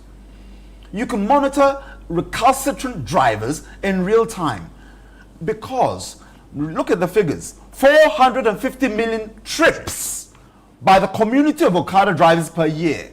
And we have, God forbid, unfortunately, 5,000 deaths. That tells you the majority are doing what? Doing the right thing. So for the few who have a very major impact, because 6,000 lives are lost, we should now scrap it and say don't legalize it. Just give it for those who are delivering food. And in terms of China, in the 80s and 90s, commercial vehicles, I'm talking passengers, was allowed. In the 2000s, then the prohibition came. Why did the prohibition come? To ban it. Because Elvis is right, in China it's banned. Why? Because of traffic congestion. 1.4 billion people, you can imagine the congestion. Then there was an issue of crime, and then also an issue of pollution. And so China made an effort to ban it, which is the case now. But in Guangzhou and Shanghai in the 80s, 90s, and early 2000s, it was flourishing. So are they more wiser? Look at the reasons they gave. Traffic congestion. Yeah. Due to the numbers they have. Yes. And then pollution. And then crime came later. Accidents didn't even feature. Are you telling me there's no accidents in China? But that was not the principal reason. Secondly, you have, of course, in, as I mentioned, India, 1.6 billion people or so, same numbers, but it's not banned, and they're looking to actually regulate it. When I was in India, I was using an app called Rapido, R-A-P-I-D-O, and you have your vehicles there, and the Pragyas, okay, the old, you know, rickshaw, which is now mechanized, in India, and then you have motorcycles. If you go, anybody has the opportunity now, download Rapido, just go to the website, and you'll see that in order to get an Okada in India, you can't hail it, you have to order it online. And when you do that, it's app-based, just like India. Uganda, I'm giving the reference points. It's important for this discussion, because sometimes we can sit here, give facts, which are often opinions. But I'm giving you my opinion based on a fact. Uganda and Kenya, their Okadas are app-based. So you have to order them online. Your fare is also not at the whims and caprices of the Okada driver. Your fare is regulated by the big tech and government who charge you. So when you order and it says 10 cities, from Teshi to Nungwa, you pay 10 cities. You can't say, oh, Masa, this one's 15 Ghana, and then you start haggling. You order, you agree the price, that's it. So that kind of regulation, making sure there's discipline, and then you deter people because you can monitor them in real time. These are the solutions you look for. When you see the problem, you look for the solution. And other jurisdictions have found a way through. And there's a metric that was done in Kenya. Again, I want to emphasize the point. They looked at accidents on the drivers who were Okada-based and on their own, compared to those who are doing their own thing. And you find that the accidents happened with those who are just hail and ride, you know. The informal ones, the illegal ones. But those who, when you order through the properly regulated associations, the metric, and again, I'm just using Kenya as a reference point, the difference is clear in terms of accidents, and that's what Elvis is basing his submission on. Where you mentioned about Doha and Dubai is true. Just a quick. They have banned commercial. I'm coming, Elika. They have banned the commercial drivers. So because they ban it, we should ban it. You know, we should understand that there are different needs for every community. In this is a long time going, 1897, listen to me well, I beg you, and I'll land in the next 50 seconds. 1897, America, New York.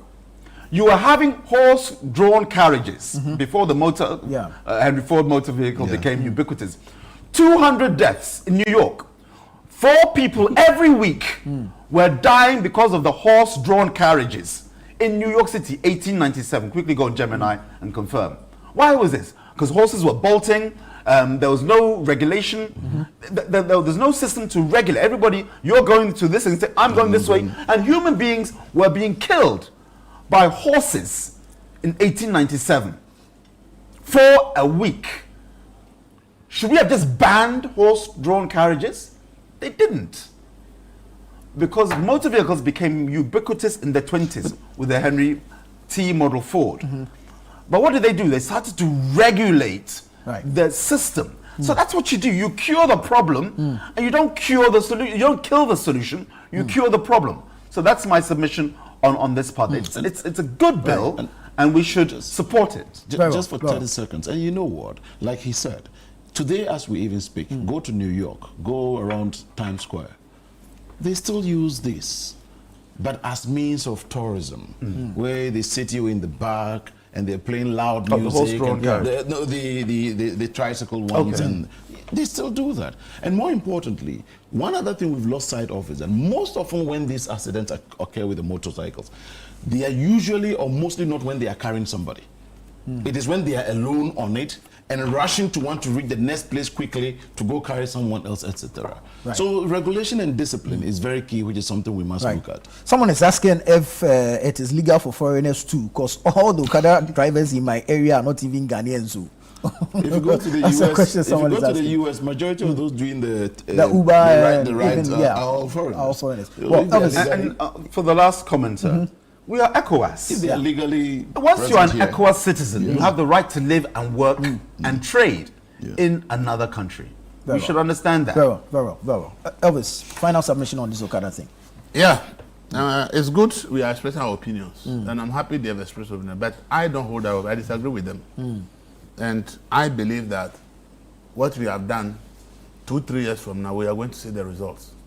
See, when it was illegal, they are not supposed to operate at all. The laws of this country saw it grow from 1 to the thousands we see today. That one, it was completely illegal. They're not supposed to do it. But the laws of this country that we are relying on today, saying that an act has been passed. In the Road Traffic Act, Okada was an illegality. The law enforcement agency sat here, and it has grown to what it is, and it's killing people left and right. And you are telling me that something that was illegal was able to grow to where it is, killing people left and right. You are telling me that because we have made a law and say it is legal, now it will stop. When it was illegal, there were those who were even scared to even say they want to use it because they know that when they are arrested, the law that it is illegal.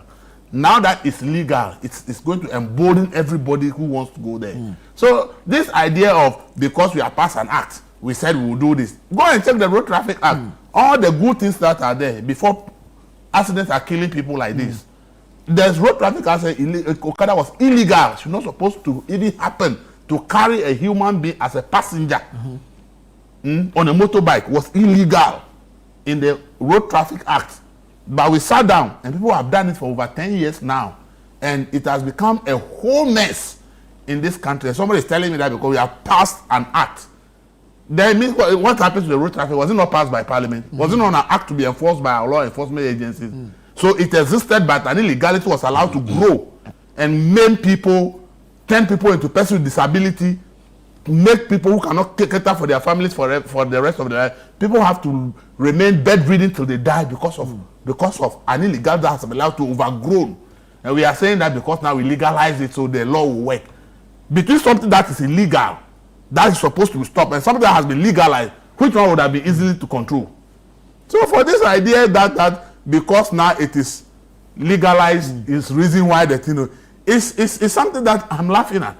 Because for me, if it is illegal, it's easy to stop. But now that you have legalized it, it's going to be a problem more than what it was illegal. So this idea of because we have passed an act, then unless you have not read the Road Traffic Act, unless you have not read it, and if you've not seen the provisions in there, however they are talking about are all in this act. The question, where was the enforcement?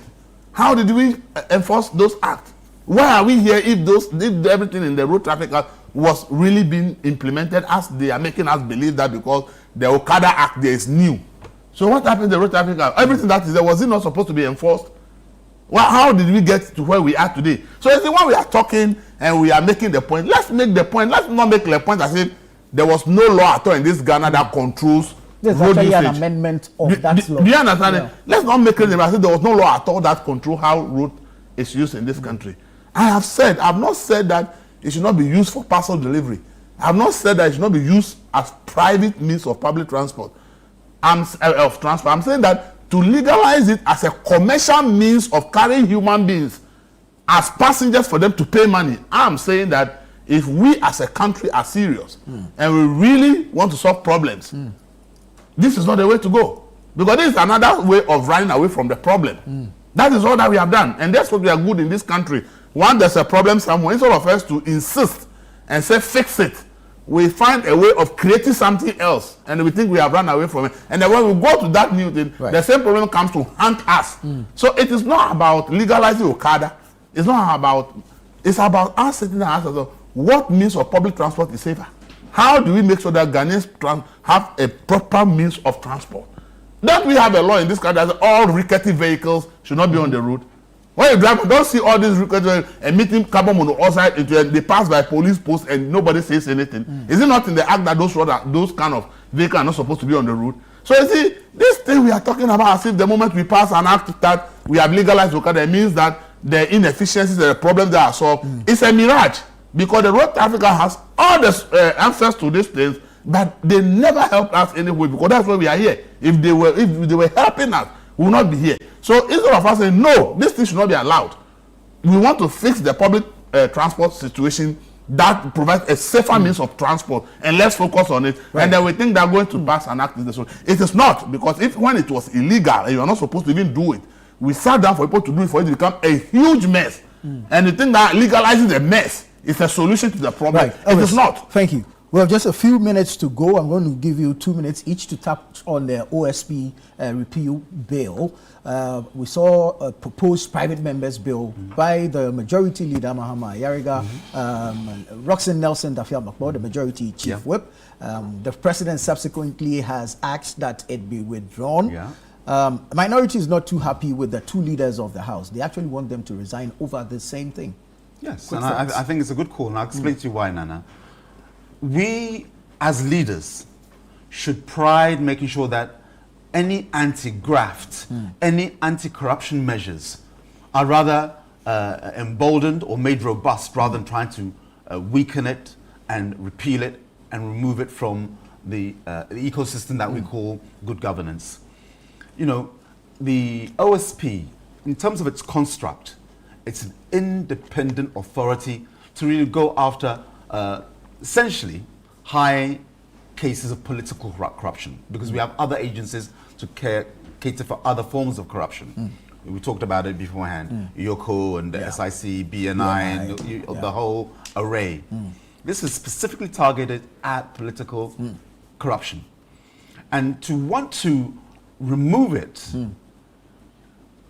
disable it, disassemble it, doesn't speak well to the intentions of those two political leaders. And I'm happy that the president has distanced himself and said they should withdraw. Now they're in a quagmire. They're in a fix. Because your leader is saying, the president is saying, remove it. If somebody says remove it, it tells you he is not in favor of it. Because why would you, I'm talking Mahama Ayariga, push for such a thing? Again, it's going to what Elvis's earlier statement. If the officer is bad, remove the officer. Don't throw away the whole infrastructure. Right. On its own, we need, on our land here, we need an independent person. And you make it more robust. And I think that's what the president is telling them. Withdraw it, because I'm not in support of it. And so our call for Honorable Roxanne Dafiamakbo and Mahama Ayariga to resign, because they've shown their intent. A leader who is not willing to support anti-corruption measures, not only measures, institutions, should really be on the backbench. And let leaders who think of Ghana first be at the forefront of any political discussion. Right. Very well. Elikem, 2 minutes. Yeah, Nana, OSP, to go or not to go? The reason, one of the major reasons for the failure of the OSP is the rationale behind its creation. We cannot be playing ostrich around this particular creation. It was a strong political campaign tool for the NPP at the time, Nana Addo Dankwa Akufo-Addo. A total departure from a view he held earlier, that when elected, I think in 2008 or 2012, that he was going to decouple the Attorney General and the Minister of Justice. Then, having lost elections, he refined his thoughts and now came with the office of the Special Prosecutor. And he said it was aimed at politicians. Now, having seen what Martin Amidu was doing at the time, he felt that Martin Amidu had fallen out with the NDC and was going to be the best fit to actually sit in that seat and do a certain bidding that would favor their political campaign. Martin Amidu came, and what did we hear? That the president who appointed him is or was the mother serpent of corruption. Martin Amidu also told us how somebody Ken Ofori-Atta, I refer to him as criminal by my English understanding of criminal, that Ken Ofori-Atta was in one way or the other trying to twist his arms in various ways in that. Now, when Martin Amidu failed to do things the way they expected, he had no choice than to resign. Then came another Messiah. They touted again that, Kissi Jabin is very good lawyer, this, da. He came, and he also, in one way or the other, made us believe that at a point he was being a coward, where he said he could not do anything at a point in time. But you had the opportunity to engage the public and update us on the challenges you were facing with your job. This is my view. I feel that the Office of Special Prosecutor was a creation to hound the previous NDC administration at the time. And it failed woefully. Now, if you ask what my suggestion is, I strongly hold the view that that office should be scrapped. Then, a special department or special prosecutions department be created under the Attorney General. That will deal with these matters. But, I believe that the President has also made it very clear that that office itself is not what should have been wrong. But what it has been used for in the past has become for political vendetta, and that has not helped us. So I don't think this is reason for anyone to call for the two leaders to resign, among other things. I mean, we've seen a lot of things happen in this parliament. Military invaded that parliament. Until date, the party that was in power at the time has still not been able to tell us anybody who has fallen for briefly, that. In a minute or two, OSP, and calls for the majority leaders to resign. That call for resignation, that's normal politics. Don't mind them. I told them, the way they run parliament, it makes the public don't trust them that they are there for our interest. Why? Some people, they are lawmakers. They have the right to do what they have done. If their leader is saying that, look, I think it's premature to do it, so withdraw it. How do you call for their resignation? Based on what? Are you the one who put them? You have your leadership. Focus on your own. Those who have their leadership as majority, let them decide whether their leaders are good for them or not. You want to decide the leadership for your opponent. Is that no executive influence on the legislature? It depends on how you look at it, because Mahama, as I said here last week, if it's any other MP that is doing it, it will be different. But Mahama Edgar is the leader of government business in parliament. So you can't disassociate his actions from government actions. That is where the problem is. If the minority whip, so if it was just like ordinary NDC members who are not leaders, who have taken this, and the president says don't do it, I can say the president was trying to intervene. But here is the case, it is his leader of government business that is leading this agenda. It would definitely be associated with the president. Whether he says don't do, I'm not in support of it, if it goes through, he cannot be free from it, because the person who is leading the charge is his leader of government business. Is representing the president business in the house. So you cannot say that the president has to sit down and says, "Don't let this go on because it's parliament." I say, if any other member who is not a leader in the NDC side is doing this, and the president comes in, I'll have an issue with the president coming in. But I think at this point in time, it is difficult. It's just like you sitting here. If you go and post anything on social media today, and there's a backlash, the impact is going to affect Channel One. Though you are going to post there in your individual capacity, but because you sit here and people see you, they are going to come after the brand. The same way we will go after the president if he sits down for the leader of government business to be the one spearheading that effort. Very well, very well. We'll have to leave it here. Thank you so much, gentlemen. This has been great. Please don't go away. There's a message that says if you are a teacher or a nurse who only has the Okada as a mode of transport, even in the immediate outskirts of Accra, you'll be measured in condemning the passage of the law. Thank you so much for your time. Please don't go away. The show continues after this.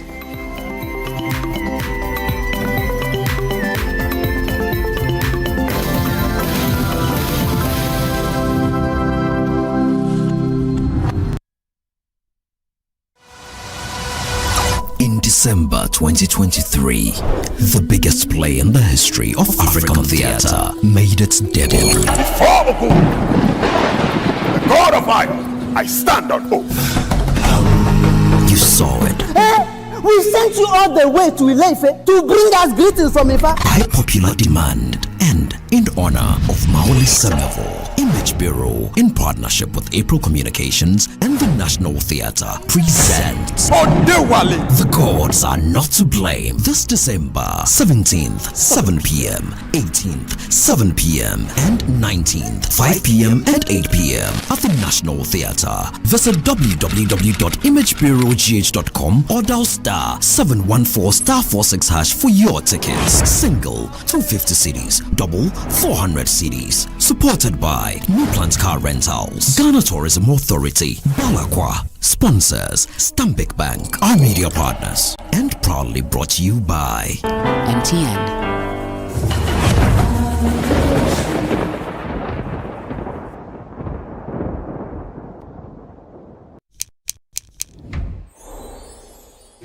Verna is clean, fresh and safe. I'm holding my Verna bottle. No plastic seal, no worries. Open and hear the sound like click. That sound means it's fresh, no trick. No plastic seal, but it's still pure. Cool and clean, you can be sure. Verna leads the brighter way. What takes my doubt away? If it clicks, it's Verna. If it clicks, it's clean. Sip it, feel the difference. Verna water, pure and green. Click, open, sip. Click, open, sip. Chalet Verna, no stress, just sip.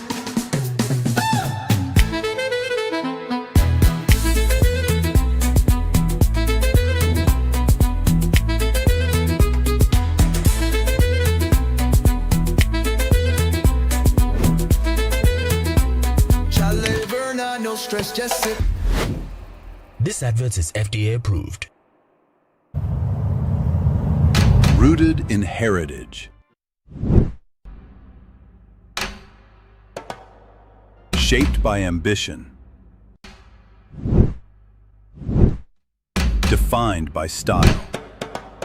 Inspired by soul. This is Afro Quality, the first multi-country concept store for African brands. Now in Nairobi, Kigali, and Accra. Hello? Hello, Auntie Abena. You won't believe what just happened. Grandma received her 4 TV. 4! 4! 4 TVs? Yes, 4! Okay, I'm coming. Kojo me there, Wahi. It's like a scandal now. You are using it to spread grandma like that. Spread grandma? 4 TVs, 2 fridges, microwave. Abba, Kojo, why? Do you want to open an electrical shop for her? Hey, no! Eh? It's a regular 100 cedis I send her. I'm sure it's Uncle Atu. Let's call him. Atu? Why? Atu, why are you spreading a grandma with appliances? Why? Me? Spread who? When? How? Please, oh, it could be Amma. Let's call Amma. Let me call her. Hello? Amma, why? What are you saying? Appliances for grandma, no. Why? Hey, it's not me, oh. There are some that are critical. Let's call grandma. Let's call grandma. Hello? Hey, grandma. So who is buying all those stuff for you? Call me Granny Cash. Grandma know the joke, the luckiest.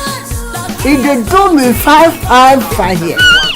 When I buy ticket 100 cedis, I pay them small or big. I automatically get my free gift. Hey, sir! Yes, so with the luckiest, anytime you buy tickets up to 100 cedis, whether small or at once, you are guaranteed to win a free gift. TV sets, fridges, hampers, airtime, cash. Remember to dial *712#, choose option 4 and follow the prompt. With the luckiest, everybody wins.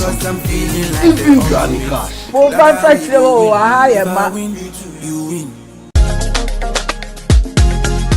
Attention all State Housing Company Limited homeowners, landowners and clients. From November 3rd to December 31st, 2025, the State Housing Company Limited is giving you a 15% discount on all outstanding payments. Oh yes, pay less on your ground rent, land regularization, lease renewals, consents to develop or assign and service charges, and secure your ownership today. Visit any SHC office nationwide to make your payment in full to benefit from the 15% discount. You can locate the State Housing Company Limited at Ring Road West, adjacent STC Yard and Accra Digital Center. For more information, visit our website www.statehousing.gov.ga or call 0302 221 422 or 0552 725 656 or 0503 083 393. Remember, this offer ends December 31st, 2025. Don't wait, pay less today.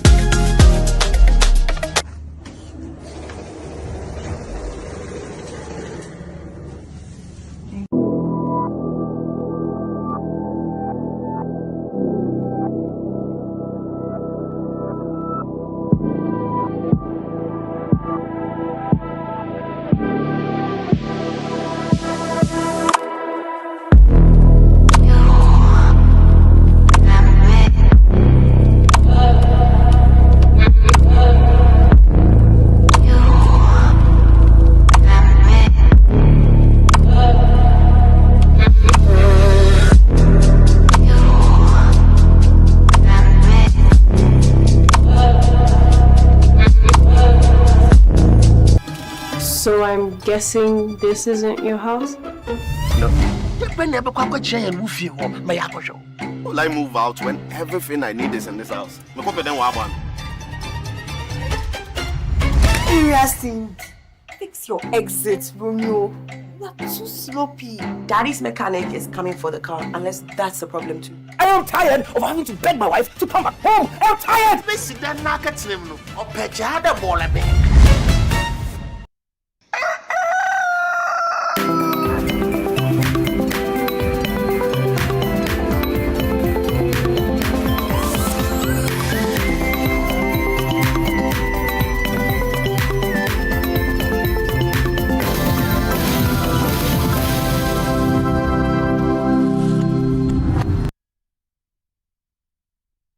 Hello everyone, it's still Breakfast Daily right here on Channel 1 TV and you are welcome.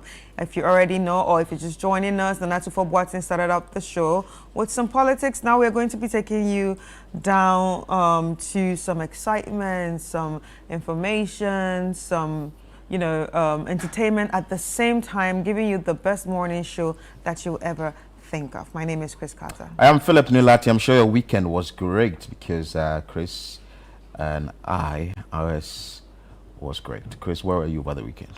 I was working. Oh, working? Oh, you don't want to rest? Rest? I'm sure you rested enough. You watching us there, and I'm sure that this week we are all geared up for a better week. It's just 15th mid-month, yeah. And I'm sure some people's December salary is already finished.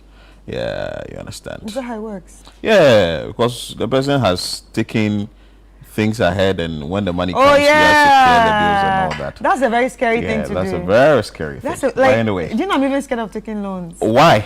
Like, that's a very scary. I don't like owing. But anyway, we are here to put smiles on your face and be with you throughout the entire period. So just be happy and be excited with us here on Channel 1 TV Breakfast Daily from now to 11 a.m. where we say bye-bye to you. But you are preparing yourself for the situational white party. That's what I'm saying, that some people's monies have already finished.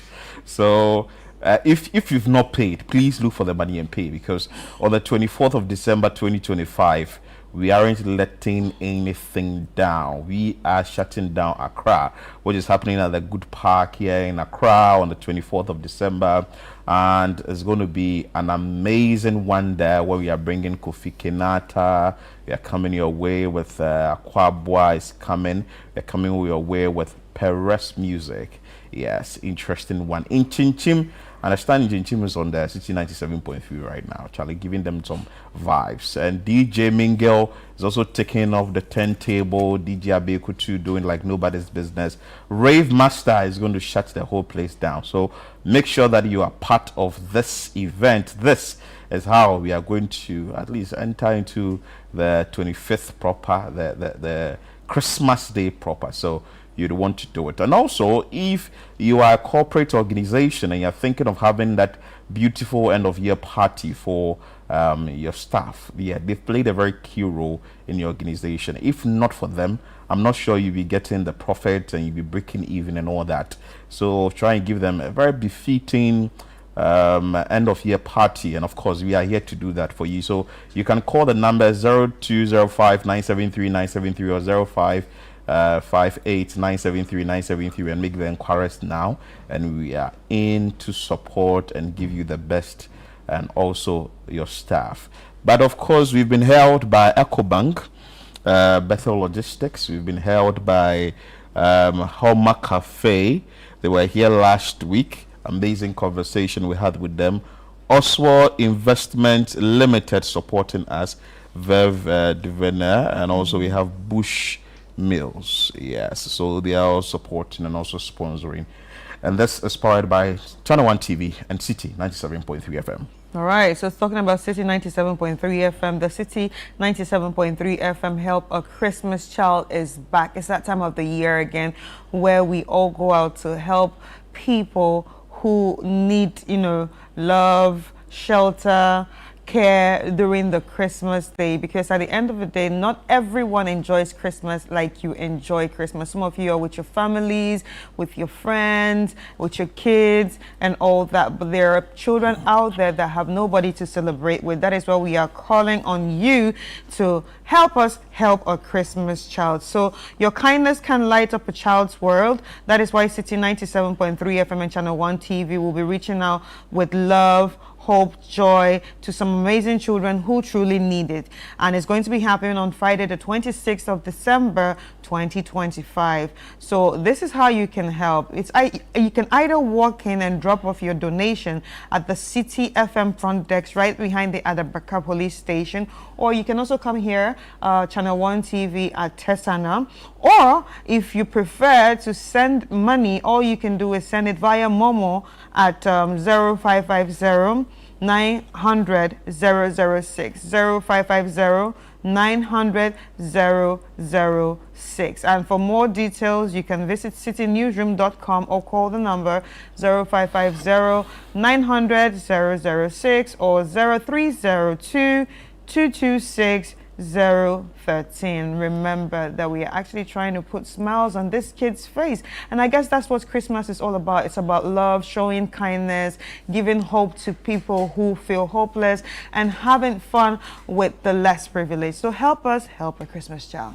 Of course. So because we want you to get all these information readily available in your palm, we're asking you to download the Channel 1 News app now on your phone, because every information we put out there, just with a notification, you will be informed, you'll be abreast, you know what is happening around you.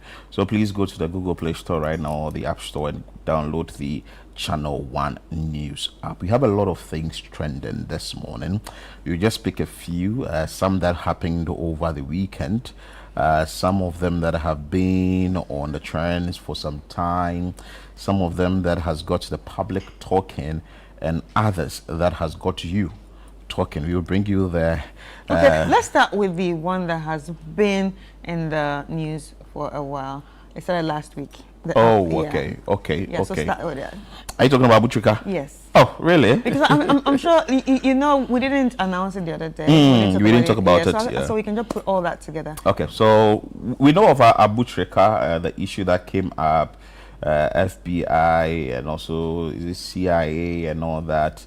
The fact that he's been arrested. We've seen Oliver Bakavoma, war lawyer, who has come into the space right now, has indicated that some sort of bill has been gotten for his wife and other things. Just yesterday, there was a video that came out, and Alexander Chumberima, who is a Deputy Director General at the Narcotics Control Commission, NACOC, came up yesterday on the internet, where Abutrika and another gentleman who he was seated with, who have been arrested and handcuffed, they were asked specifically this question to Abutrika: what job he does. No, but I'm sure some people are watching right now probably don't even know who Abutrika is. Let's bring you that video. Because I didn't even know who. You didn't know who Abutrika is? But it's one of the Ghanaian big boy or socialites. Yeah, right? yeah. So he's been you didn't grow up in Swedru, eh? No. You've not been to Swedru before. No. Let's bring you this video. I'll tell you what really happens in Swedru. Yes, let's bring you this video. What happened yesterday, and the video that has come sufficed on the internet.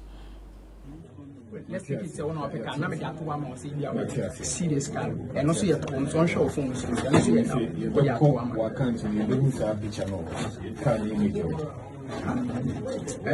as for that one there right now as you that's all I saw Pusha now on the hotel. No.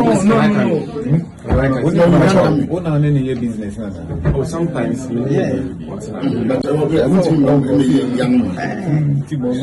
So now you've got this is not the first secret. My explaining this kind of blockchain. I am the one asking you a question. I'm the one asking you the question. So I'm asking you. I'm introducing you. Okay, so you're from Chumbarama. I'm lawyer Chumbarama. I'm a deputy director for Narcotics Control Commission. Okay, so now my question is: do you away?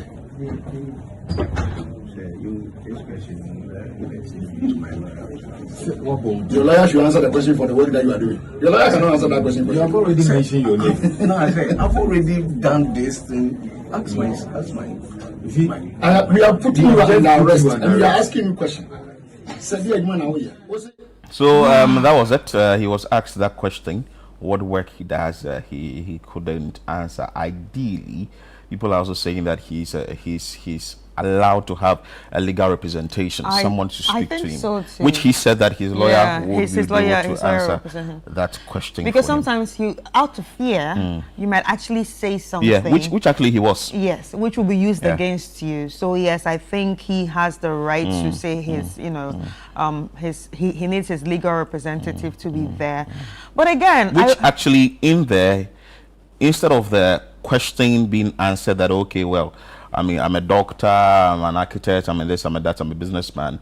He was talking about a transaction. Yeah, he kept on talking about a transaction. People are also arguing that there's like you are opening yourself up for other questions, but that's actually not an interrogation ground. Yeah. When I started watching the whole thing, he started talking about, you know, the transaction. So it probably felt like, I don't know, but it probably felt like he might have been called in before for a particular transaction.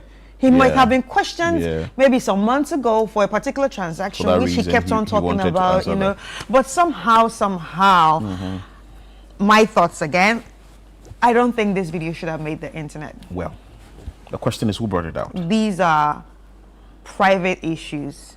These are issues still handled by the law enforcement.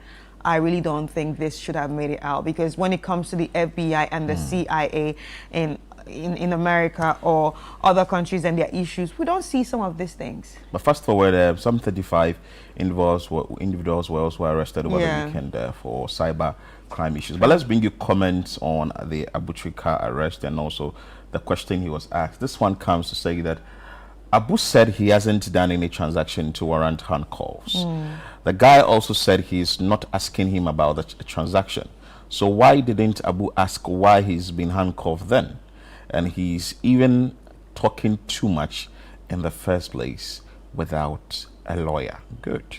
Because normally we know that the lawyers will sort of guide you as to what to say. When you get in this situation, it's very difficult how you think sometimes. The guy in yellow is afraid, and he'll be the one to reveal all secrets.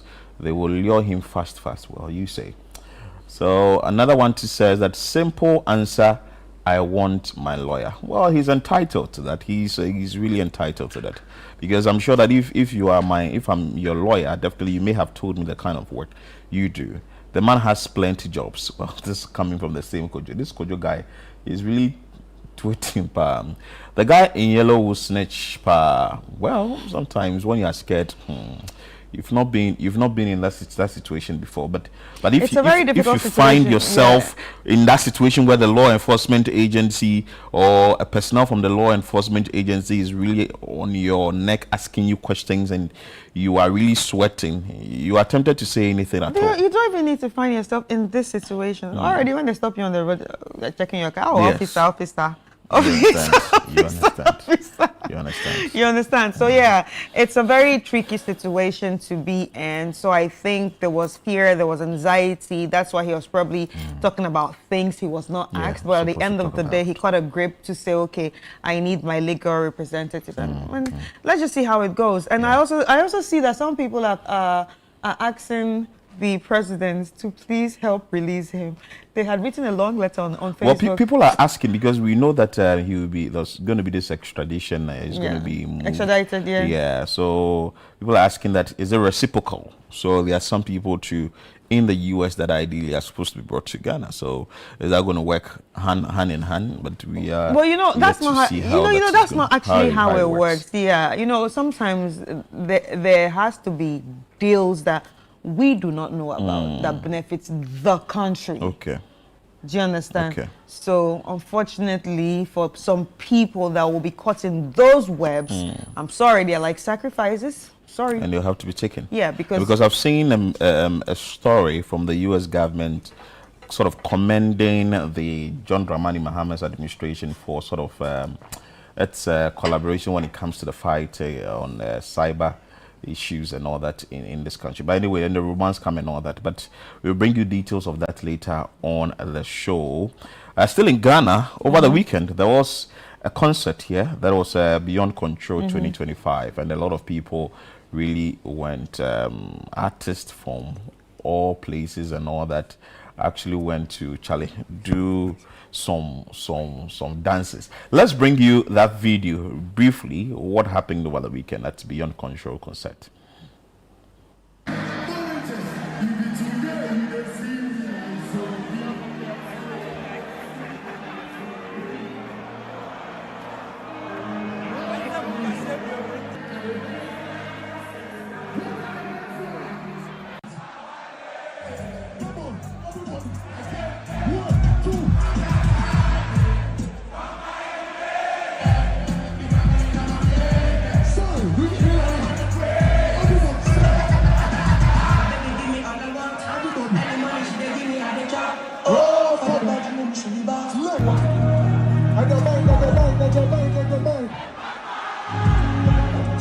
If you love, come on. Second should go let you. Come on.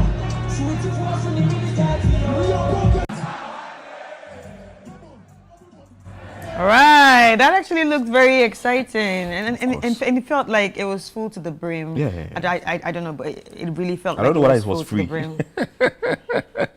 Maybe you can text us. You can WhatsApp us if that event was free. Let's know because we saw a lot of people at the event. So apparently the concert went till daybreak on Sunday.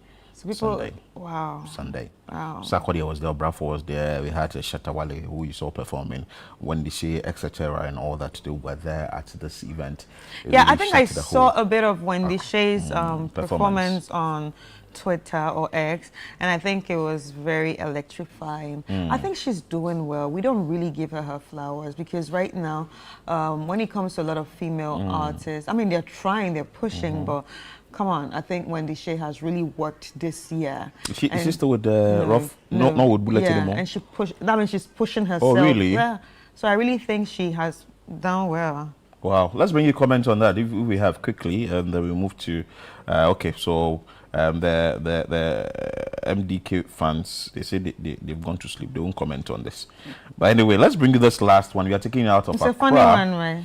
Which one? This one that you're about to talk about. Is it funny? I don't think it's funny. I think it's a serious issue that has the gentleman really needs a sort of attention. And this is Pella. We know he's a TikToker. Yesterday we saw a video of him on social media where it was an attempted suicide. Let me put it that way. Well, so basically they were saying that he had like a mental breakdown. But from what I saw with the video, well, okay. Let's bring you the video. I need to be careful in saying this. Let's just bring you the video. Let's bring you the video.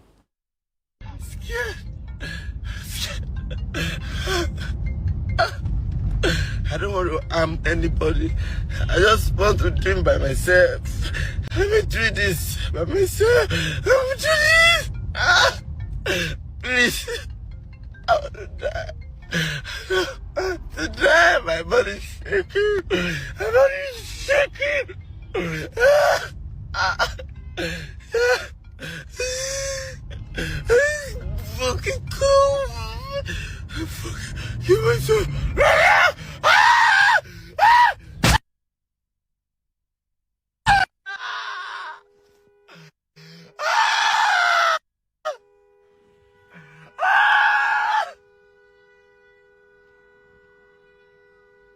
Please. Wait. Oh, you have a lot to say. Let me say my thoughts. You had a mental breakdown. If you had a real mental breakdown, right? I don't know how mental, well, I have had a bit of it, but it's not like this. Do you have time to be recording yourself? I know people record themselves when they're going through something. Yeah. But now, do you have time to switch the camera from front camera to back camera? Oh, I'm doing it, guys. See me. It's happening. Oh, I'm about to hit it. Oh, I've hit it. Well, sometimes you don't know how people would want to express pain. No, he needs to be arrested.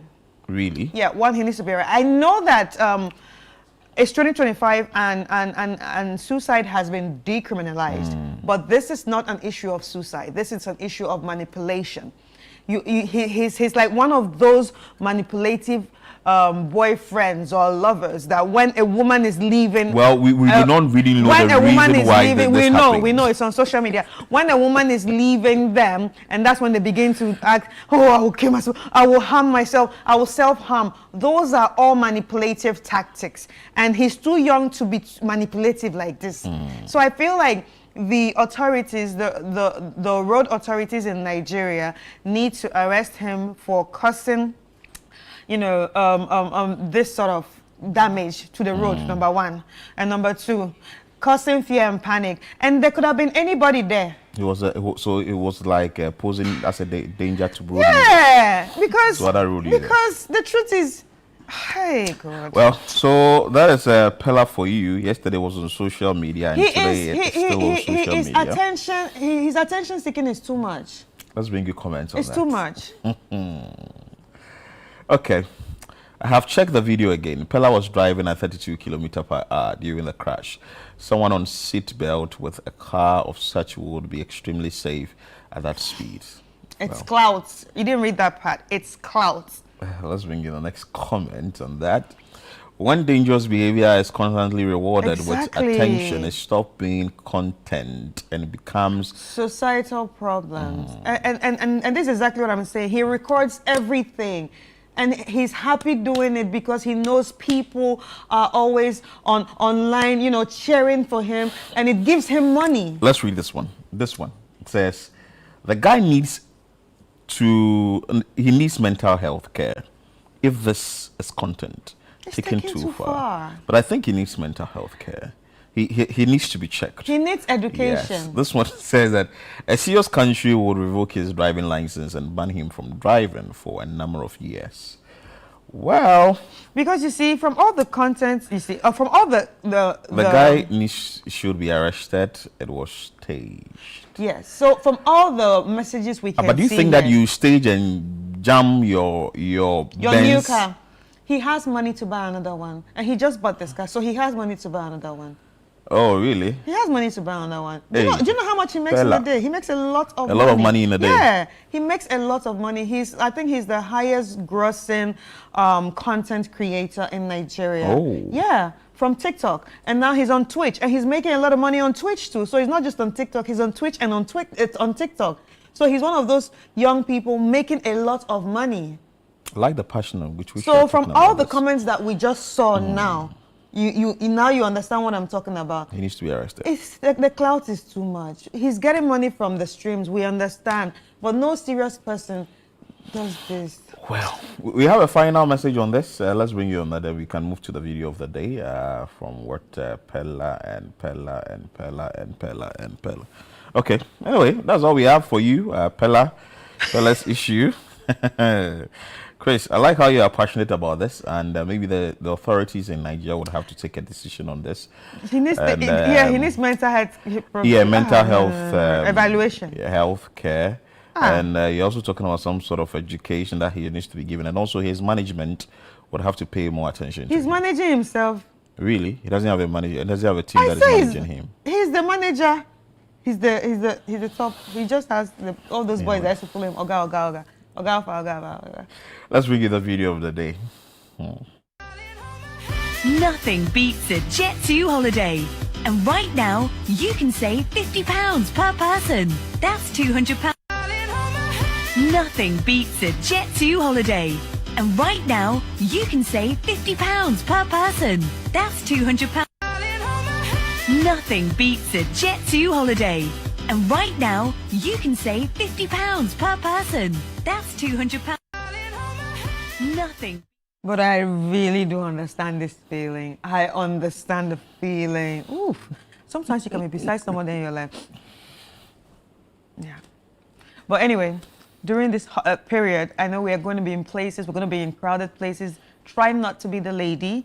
Try to take care of yourself, you know, buy deodorant. Personal hygiene. You know. No, but you know what I've realized? People who have others cannot smell themselves. No, but you should let someone tell you.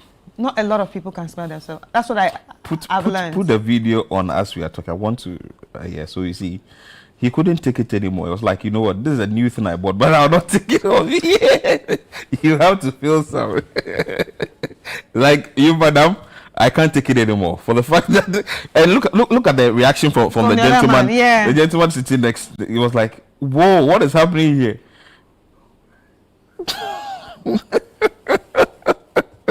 But everybody, take care of yourself.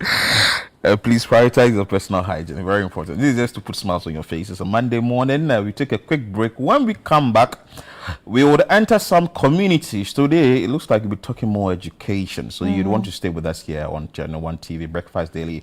We're back with more.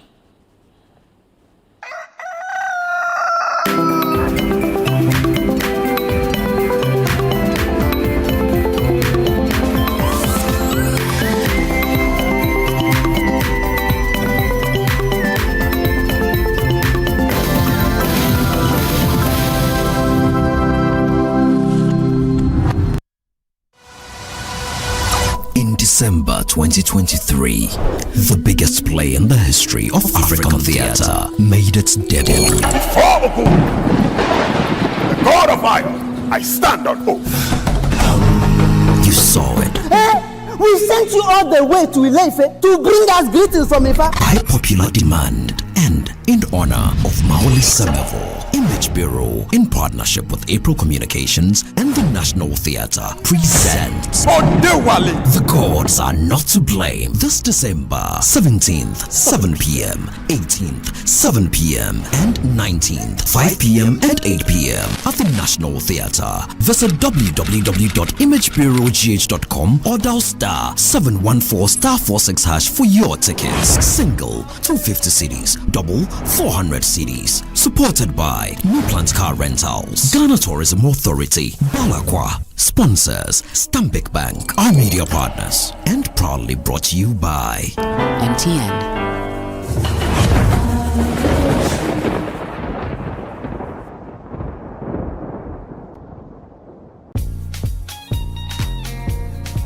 Hello, Auntie Abena.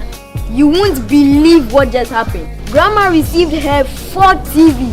4 TVs? Yes, 4. Okay, I'm coming. I'm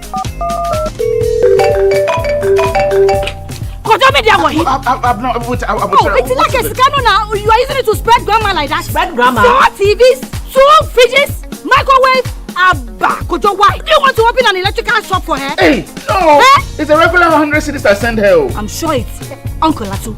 Let's call him. Atu?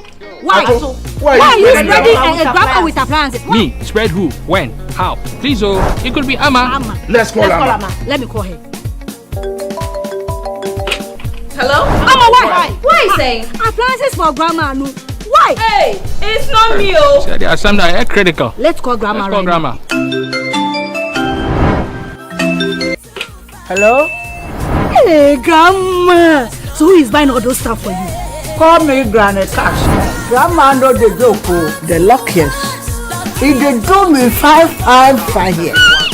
When I buy ticket 100 cedis, I pay them small or big. I automatically get my free gift. Hey, sir! Yes, so with the luckiest, anytime you buy tickets up to 100 cedis, whether small or at once, you are guaranteed to win a free gift. TV sets, fridges, hampers, airtime, cash. Remember to dial *712#, choose option 4 and follow the prompt. With the luckiest, everybody wins. Even Granny Cash.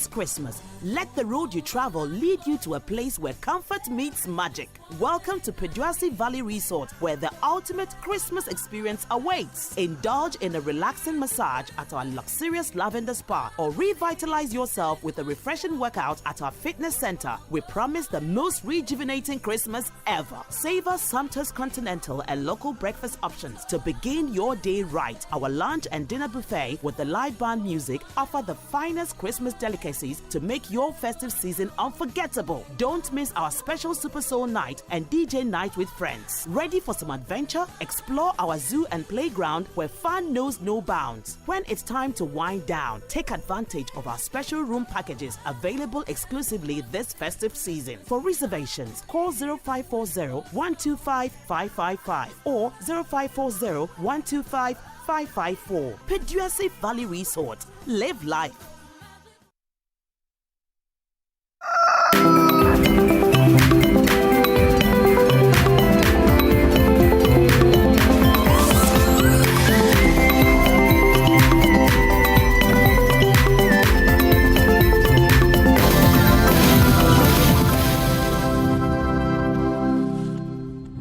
Welcome back. This is Breakfast Daily here on Channel 1 TV. We are grateful that you stayed with us here. This morning we are talking a lot more about education, and we are taking you to the Ashanti region. It looks like you're going to spend a lot more time in the Ashanti region. So in the Ashanti region, we understand that there is an issue with ICT setup in some educational institutions there. Let's bring you that report followed by Tawfiq Mohammed, who is one of the Ashanti regional correspondents, after we will have detailed conversation about the issues. Sustainable Development Goal 4 calls for inclusive and equitable access to quality education, but Agogoso DA Basic School in the Adansi North District of the Ashanti region continues to lag behind. The school lacks ICT facilities and reliable network connectivity, limiting students' exposure to digital learning and their ability to compete in today's technology-driven world. In addition, the absence of staff accommodation is affecting teaching and learning. During a Channel 1 news visit, teachers were seen arriving at school after 9 a.m., having traveled daily from Dompase to Agogoso to teach. The headmaster, Avia Emmanuel, who outlined the challenges facing the school, appealed to government to urgently intervene. As we are moving, or we are in a digital world, I think the other one is computers. We have been doing, but we don't have any computer in the school as I speak. So children only learn by book, but they've not seen it before. I remember we were having exams. One question came like it was a drawing, a projector. Some of the children asked, "What is this?" They've not seen it before. They only hear the name. So I think if we get all these things, it will help us. So we are pleading to the government and anyone who has a heart to help. I think if they come to our help, we will be very grateful. So most of the teachers are from the town coming, the big town coming. So transportation is a big problem for them. So therefore, sometimes class needs to start at 8 o'clock, but because of transportation, they may get here around somewhere 9:30, 10. Which brings the education or the learning down. Some residents also expressed concern about the lack of an ICT center and poor network connectivity, urging authorities to address the situation. School has any computer and I say any ICT center no. Idea hype it's an say more fun ko trade am school no be ba no share results on be na sa ICT ne ko na e ma na afilipoto. The idea a high way in Patam Hasi, and I see you could be with him. May and Sada and Samagos mine, and I say, Cree and Sada and Sayama, yes, and say, the Namia Dunes or tea, young come of it, Cassie, so, more than say, as I said, ICC Center, Naya Boss, Achanano. I feel Manaco and my Felisa, I sit in a poto, into a train, said the Bayan, so in Patam Yasino, the money to me upon kind, let to me a boy. About on say, say, Hanma, couldn't to him. Ama yenkwala no a afie kwa yenso computer no wo ni mu ya fa ba kokura anche o ma de ti akura kwa yenso hwe na ba ta wuti Who says I want to man a boa qualano? Na kure so no oferia. Na che say wa bregu. Nti esra ban peble se. Wo mo computer no na nkwala no. Enfe esua de ne esi kokuro mu a wo so atumi atwa. Meanwhile, the chief of Agogoso and Ehinsan Maria Hine, Nana Samoa Beko, has appealed to government, NGOs, and philanthropists to support the community to improve education at the school. Na eko benfi mi no ni na ye press conference. Na a press conference ye na our city center e ho odima ye. Ye wure free bruchire ba aye na na hinsan hene. Anapuma usuado otosu mienu eba obre computer mako enson. The classroom baako and the egu kura ya na ye church nem kan kakra. Any time. Na our city computer no so sha. Esran kran ne aban ene MP ewura amakwasi ama ene DC eye Charles Kofuogwe se agogo so yenso ye ka Ghana ho omontwo no nhwe yen na enkora no ntiminya computer ne bi nsua na omotwero ho nsohwe.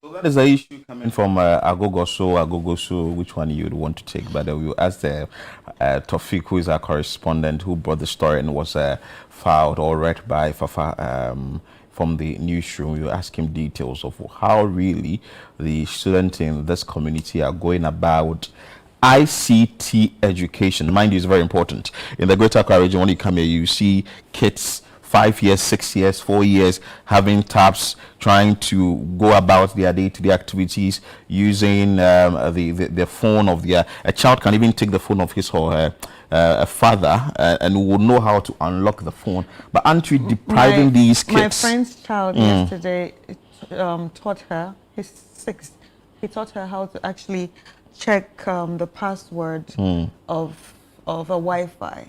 Wow. She's been connected to before because she wanted to connect to another device and she didn't know how to do it with her phone. And the kid did it. At 6 years, I was like, oh, you just have to do like this and it will show. And I just watched, I was like, wow, I don't even know how to do it on my phone. So it was very surprising to see that these kids are advanced. But I like the fact that we are talking about this because this just shows inequality in education. Exactly, the gap very wide. Yeah, the gap is very wide, but somehow they have to write the same exams. Tofik, good morning. Good morning. I trust you are doing well. Agogoso, you would want to mention the name right for us. Where is it located specifically in the Ashanti region? And share with us how this issue is a border to the pupils or the children there, the authorities, and I heard some of the parents also talking about the issue. Okay, Philip. Agogoso is located under the Adansi North district of the Ashanti region. And if I'm painting the picture very well for you, if you are using the Anyankwanta Bekwai straight to Cape Coast, when you get to Dompoase in the Adansi North district, then you branch on your left to Ahinsan to Agogoso. And Agogoso too is also on a branchway when you are from Ahinsan to Abutiako. So on that stretch, you just branch to Agogoso, and that community is a farming community. Basically, what they farm over there is cocoa and then plantain and other things. And if you go to that community, one peculiar challenge that they have is network issue. And aside the network issue, too, another challenge has to do with the lack of ICT in the community. Because we all know that the world evolves in a digital world. We all need knowledge in the use of digital devices and other things. But children in this community are lacking the basic knowledge when it comes to ICT education. Per my engagement with some authorities in the school and even in the community, their major concern was that in recent performance of the children in BEC examination, they really perform well. But when it comes to the ICT education, they perform abysmal, which has raised a very serious concern in the community. And the chief per my engagement with the chief too, the chief was saying that mostly when these children comes home and you give them a digital device to operate, they normally find it difficult to operate because of their lack of knowledge when it comes to the digital device, as I said earlier. So they are pleading on the government, philanthropists, everybody who can help them get ICT center, because according to him again, that the chief for Einstein traditional era gave them 7 computers, but they have to convert a classroom so that they can have this ICT education. But with that, it's not enough. So they are pleading that the government and other philanthropists to come to their aid. And another challenge has to do with staff accommodation in school. When I visited the community on last Tuesday, around 8 a.m., I saw a tricycle that came on the campus of Agogoso PA Basic School. Per my interaction with the headmaster, he told me that there are teachers who are reporting to school at 8 a.m. So imagine, we all know that sometimes work has to start from 7:30 or 8. But for 9, a teacher is coming to school. You can see the working hours that has gone. So he was saying that this is another challenge that they are dealing with as authorities in the school. So they are also pleading to the government and other people to also come to their aid by giving them a staff accommodation so that the teachers will not be traveling from Dompoase. Because if you are traveling from Dompoase to, mind you are not using a car, you are rather using a tricycle, because if you want to use a car, because of the nature of the road, you will spend many hours on the road. But if you are using a motorbike, that one is very, fast. And then again, some of the motorbikes, they carry 2 people at the back plus the rider 3. So looking at the risk involved and other things. So they are pleading that authorities will come to their aid by giving them staff accommodation on campus. And they also raise concerns about the nature of their classroom blocks.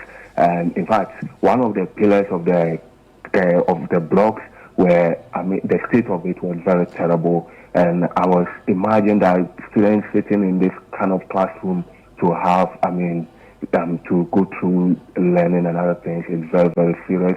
And according to him again, Azia Emmanuel, who is the assistant headmaster, he was saying that all these things are challenges that they are dealing with, and they will, urge government and other stakeholders to come to their aid. And so if I want to pick the picture for you, this basically the nature of the issue. All right. You talked about 7 laptops. 7 laptops for all the students to share. How many students are sharing these 7 laptops? So we are talking about over 200 students in school. And looking at the community, most of the children are not in school. If you ask them, the concern they raise is that even if they go to school, they needed, materials for teachers to use to teach them. It's not available, so they cannot go and waste their time in school. So they normally find themselves, in farming and other things. And that community, just after the community, is a Bekwai forest, division. A very big forest under the Bekwai division is just after the community. So imagine students finding themselves in this kind of community and they are not in classroom, doing other things is also another challenge. So we are talking about over 200 students using 7 computers. All right. So apart from the computers, you just said that if you ask them, they will say that the teachers do not have what they need to teach them. How do they know the teachers do not have what they need to teach them? So what they told me is that some of the requirements, the learning materials like furniture, like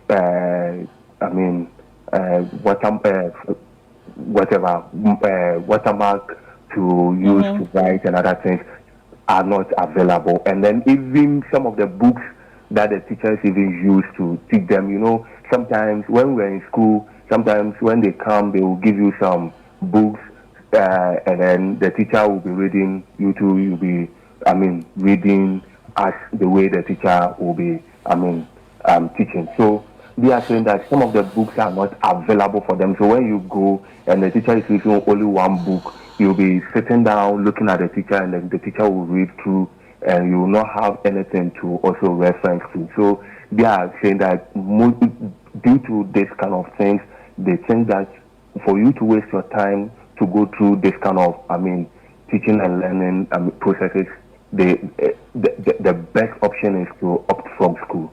Right, but what are the teachers saying? And also, apart from what the teachers are saying, do the teachers come to school regularly? Yeah, the teachers come to school regularly. The teachers come to school regularly, but the issue has to do with the transport, because most of the teachers are not staying at Agogoso because of the network issue. Right. Most of them traveled all the way from Dompoase and signed before Agogoso. So looking at the transportation, issue, mostly they come late to school. The residents in Agogoso, what really is their occupation? Like I said earlier, the major occupation there is farming. Farming. Okay.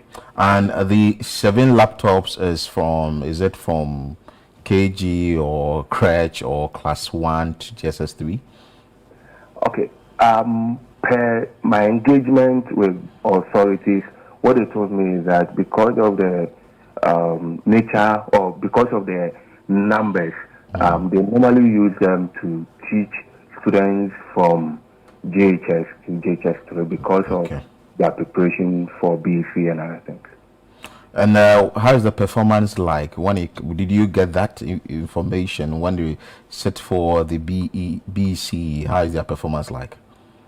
Per my engagement also, the students there are very good. Okay. But when it comes to the ICT education, that is where the challenge is. Because the child can perform well in other subjects, but when it comes to ICT, it's very problematic. Okay, so this is Agogoso Community School. What was the exact name of the school? It's Agogoso DA Basic School. Agogoso DA Basic School. So the basic school, from what class to what class? From crèche to primary 6, and then it's a combined. So from crèche to JHS 3. So they just combine everything. That's the basic level. Okay.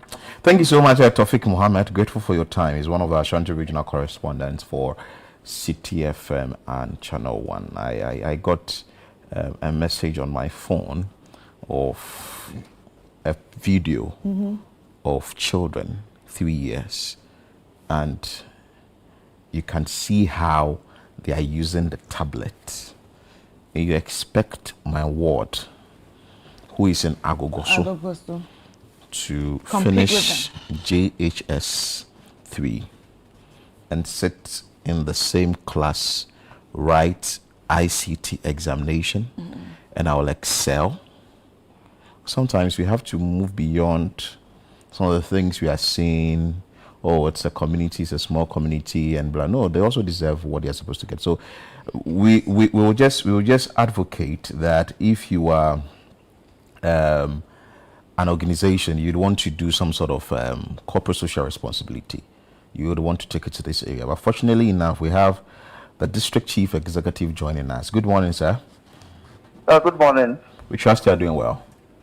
Yeah, I'm doing well. Yourself? We are doing well. First of all, this story or this information that has gotten to our desk, the Agogoso DA Basic School, without any ICT, has it gotten to your attention?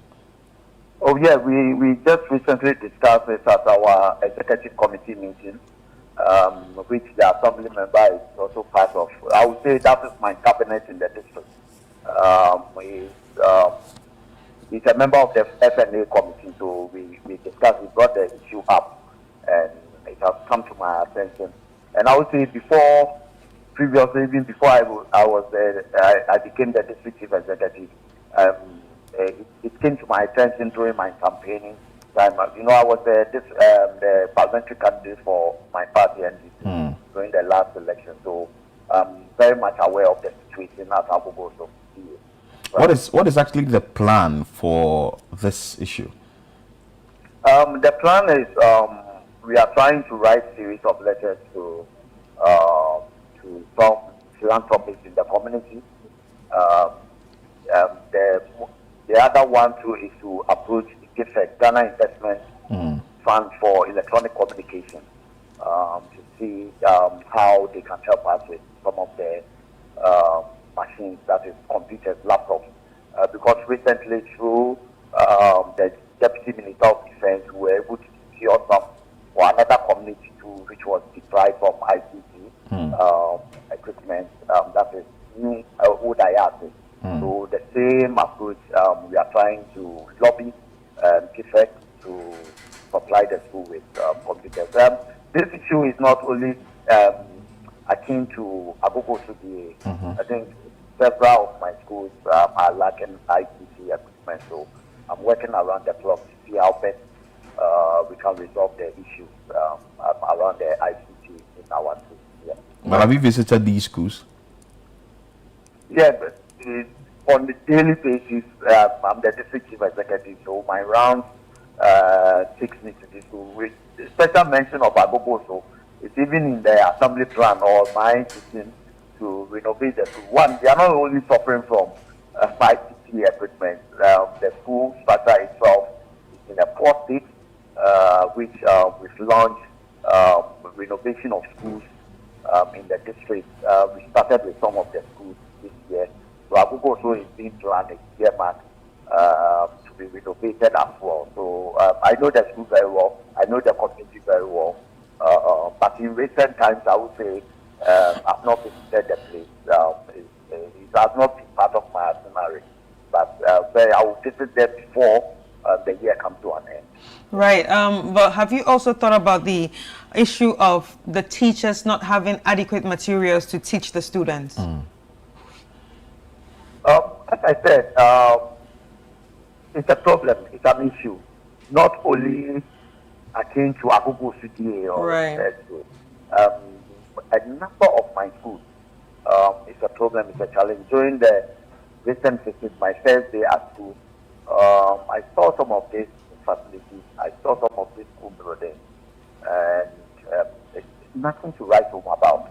So, as the assembly and as the district chief executive, if you look at our action plan, it means that concerted efforts have been made to be able to, so within the 4 years of my tenure, at least I will be able to eradicate some of these challenges that we are facing in the education sector. So when you go through our budget, when you go through our action plans, you see some of these plans and you see some of these efforts that is done. It has been with us, and we can't take, let's say, 6 months or just a year to resolve all the challenges, but we know we can get there. Right. Beautiful submission, Honorable. Before you take leave of us, any final words you want to share with us and the residents of Agogo? I want to share with the residents and the listening public of that is Channel 1 TV, that Adanse North is open for business, and any philanthropist that is who wants this Christmas to at least bless a few communities. Agogo so is on the table, so they should come and help us with some laptops or some computers so that we'll be able to solve one problem or the other. So I wish my community the best in this festive period.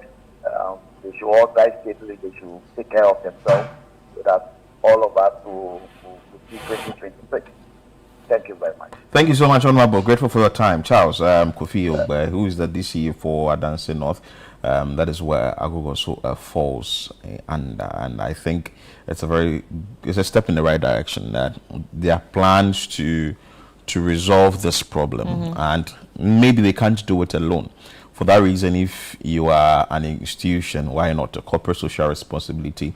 Maybe 5 institutions or 6 institutions all purchasing about 10 laptops or 10 computers. So you know that in all we are having about 50 or 60 of them that can serve the purpose. So we know that we are doing it in batches. This class will go, they have their 10 at least, for them to know what a mouse is, for them to know what hardware is, what software is, what is CPU, or how do you call it? Yeah, CPU. Good. What the monitor is, and basic things on how to save what is there, a file, a folder, how to drag, how to do a folder. Those are the basic things. We're using Mavis Beacon. Then when you can be able to type, if you're in the newsroom and you can't type, you actually do not fit in there. But if you are able to get the basics, everything is about the foundation. If the foundation is not right, certainly you get to the top and you see the things like stars. You will not even know. You were doing that thing. But if you are informed with the thing from the basic level, it helps. You move to the senior high school and you move to a tertiary institution. The basic level is very important. We saw the president of the J, John Dramani Mahama, who said that what we are seeing in Wasi right now is as a result of we neglecting the basic level. Basics. Yes. And also he alone didn't say that. Even the rep from WAEC, when we spoke to him, he said the same thing. John Kapi. Yeah, it shows that there's an issue when it comes to the basic education. We've ignored the basic level, and once you ignore the basic level, it's going to trickle you down. have lost it. Like I indicated, I got a video of a 3-year-old child, 2 children actually, and the way they are operating a tablet, you'll be amazed. And they'll get to these, so to speak, deprived communities, and they'll be the guy in that community. No, you see, the thing is that they might even be confused, like, are we not the same age? Are you not supposed to know? Yes. Yeah, because sometimes the children are not really privy to what's happening around. And you reach there and the children are talking about Power Patrol, or they're talking about Coco Melon, and the other one who doesn't even have a tab or doesn't even have access to computer. Hey, then they Power Patrol, then Coco Melon. And then another thing that most schools are doing right now, like the private schools, that all the students are on Google. Is it Google School, Google Education, or something like that? Google Classroom. Yeah. That's where they give them their homeworks. And I'm told that elsewhere, parents are even eager to take their kids to the public school at the basic level than even taking them to the private level, because the public school the standard there has been risen to the level where the private schools are now trying to catch up. Yeah, elsewhere. So why can't you do it? You understand? So please, we are asking, we are begging benevolent individuals, as you are celebrating the Christmas and you are having all the budgeting, you can give some of these deprived schools the chance for them to also see a mouse, to see a monitor, and to see a system unit, or to be able to operate the laptop at least. So it's going to be like an excursion in the computer lab. Yeah. I'm sure when you take it there, it'll be, and we are here to actually give you the coverage. Why not? Once we are talking about it, when there is a good news coming as a result of that, we will definitely be able to talk about it. So the district chief executive for that area, that is Adanse North, Charles Kofi, just be on the lookout for the benevolent individuals or the organizations that will be coming your way to share 1 or 2 with the schools in your district. And also I think we are also not seeing the effort of the teachers. I think we need to appreciate the effort of the teachers, especially those ones that go the extra miles to draw on the board and start explaining, this is a mouse, this is a this is a that. You understand? I feel like we also need to give them their flowers. Thank you so much. Yeah, thank you so much. Although it's very difficult, I want to thank them so much for all their effort and for all that they put into, transfer this knowledge to the students. Although we know that on a normal circumstance, you need the laptop or you need a computer itself instead of drawing it on the wall. But thank you so much. Anyway, for Channel One here, you tell the story and we empower the change that is needed. We'll go for a quick break. When we come back, we'll bring you more educational stories or stories within the education space.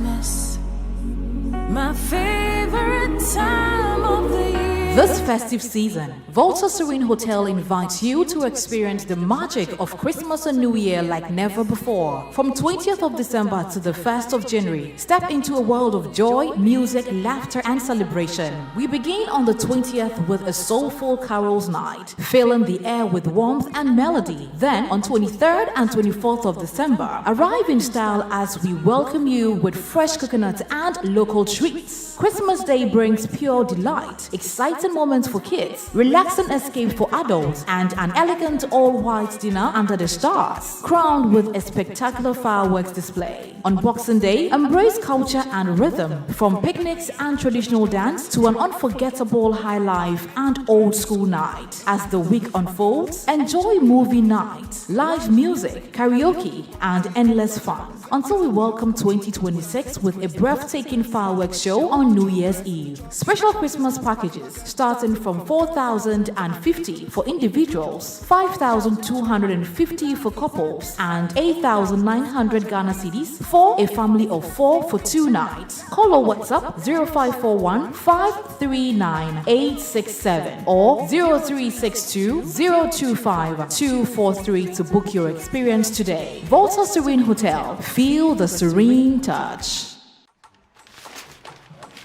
This is AFCON, my friend. Everything is a competition. Everything.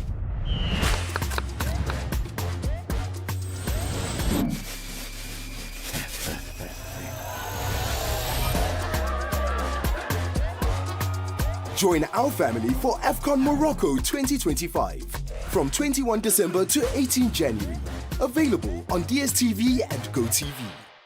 National Thanksgiving Service for Ghana. Hallelujah. Is there Alpha Bokasia 2025.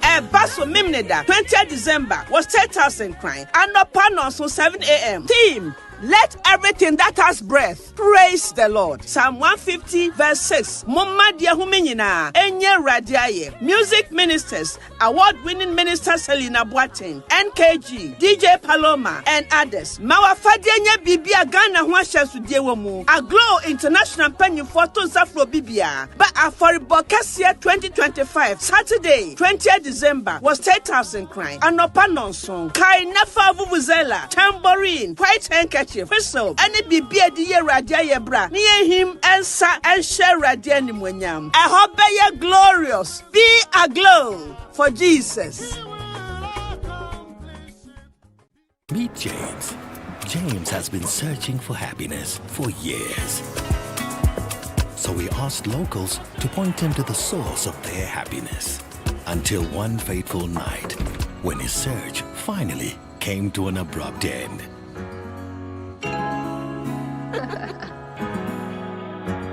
Find your happy place with GoTV.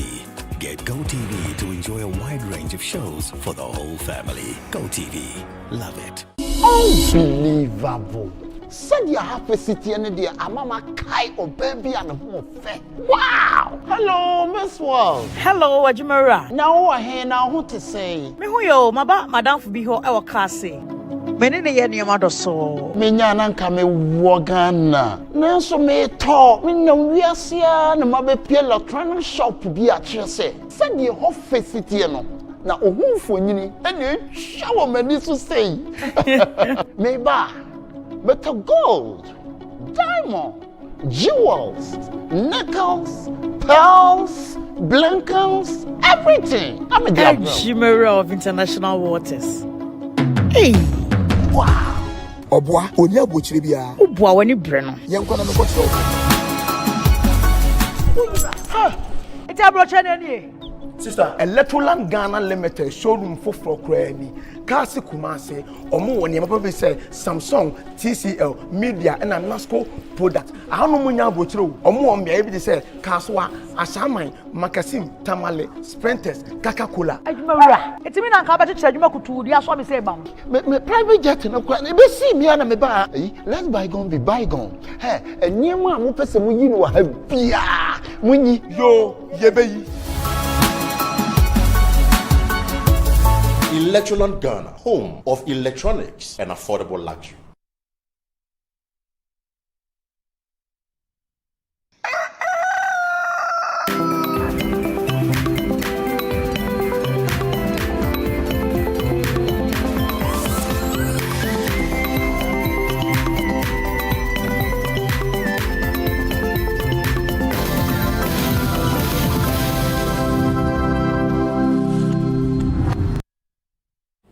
Welcome back. It's still Breakfast Daily right here on Channel 1 TV, and we're still in our communities, and now we are heading over to Amancia South and West District, and it's still about education. The youth in Amancia South and West District have been, going through some series of problems when it comes to their education, and this has been threatening their education. Well, it all has to do with finances. Hafiz Tijani, our Middle Belt Bureau Chief, has a report on this. Let's check out the report, and when we come back, we will get to talk to him and maybe the necessary people. 24-year-old Emmanuel Abwaji from Mansun Kenso once dreamed of pursuing an engineering course at a tertiary level. But those dreams were nearly cut short after the death of his parents and relatives who were expected to support his education, leaving him with no financial backing. At a point, I just felt like I should just give up and maybe try and find some business to do, because in fact, sometimes I'll be inside and I'll be crying to myself, just like I don't have any hope. I don't know what to do. So that was life then. And Emmanuel's experience reflects the struggles of many young people in communities across the Amancia West and South districts, where financial hardship continues to derail educational ambitions. I'm from a family of 6 children, and then my parents struggle. We have some financial crisis. So my mother and my grandfather do take care of me from JHS. So when I was at JHS, my grandfather was taking care of me, and now he's a pensioner. So for my financial background there, it has been a little of struggles. Authorities of the Ghana Education Service in the districts say the growing trend of brilliant students abandoning their tertiary education aspirations is worrying and poses a long-term threat to human resource development in the area. It is not everybody that will be involved in the mainstream cocoa farming or the galamsey activity. There are others that are in the middle line who are outliers that would need support such as this. I was privileged to be part of the team that did the selection. We had very brilliant students that didn't have any support. Because of that, he had stayed at home for the past 4 years, only to come and benefit from this one. And he came with aggregate 7. In response, Asanko Gold Ghana Limited, through its 5-year social and economic development plan, has introduced a scholarship scheme to support needy but brilliant students. Under the initiative, 15 students from host communities are selected through a transparent process. I will pick this item because we've seen a lot of them, very good students, are not getting the support to continue their education. And we felt there was a need to come on board and bring them also along the line. For a start, we're running 15 students every year. We run 15 students, support them throughout the 4 years or 3 years of their program onto the 5th year. Then after the 5th year, we'll come back and do an evaluation of the whole exercise and see how much it is impacted on the community. Then we can go forward from that stage. For beneficiaries like Emmanuel, the scholarship has brought renewed hope. So very grateful to the Asanko Gold Mine for this great opportunity. In fact, I am not sure if it is not this scholarship, maybe I'll be having the opportunity to pursue my dream of becoming a mechatronic engineering. This scholarship will really help me. So it will help me in terms of me focusing on my education, because it got to a point I was thinking of stopping education, going to work, so that I can get something to continue my education. So this scholarship will really ease me. Parents and traditional leaders have welcomed the intervention, urging beneficiaries to make good use of the opportunity.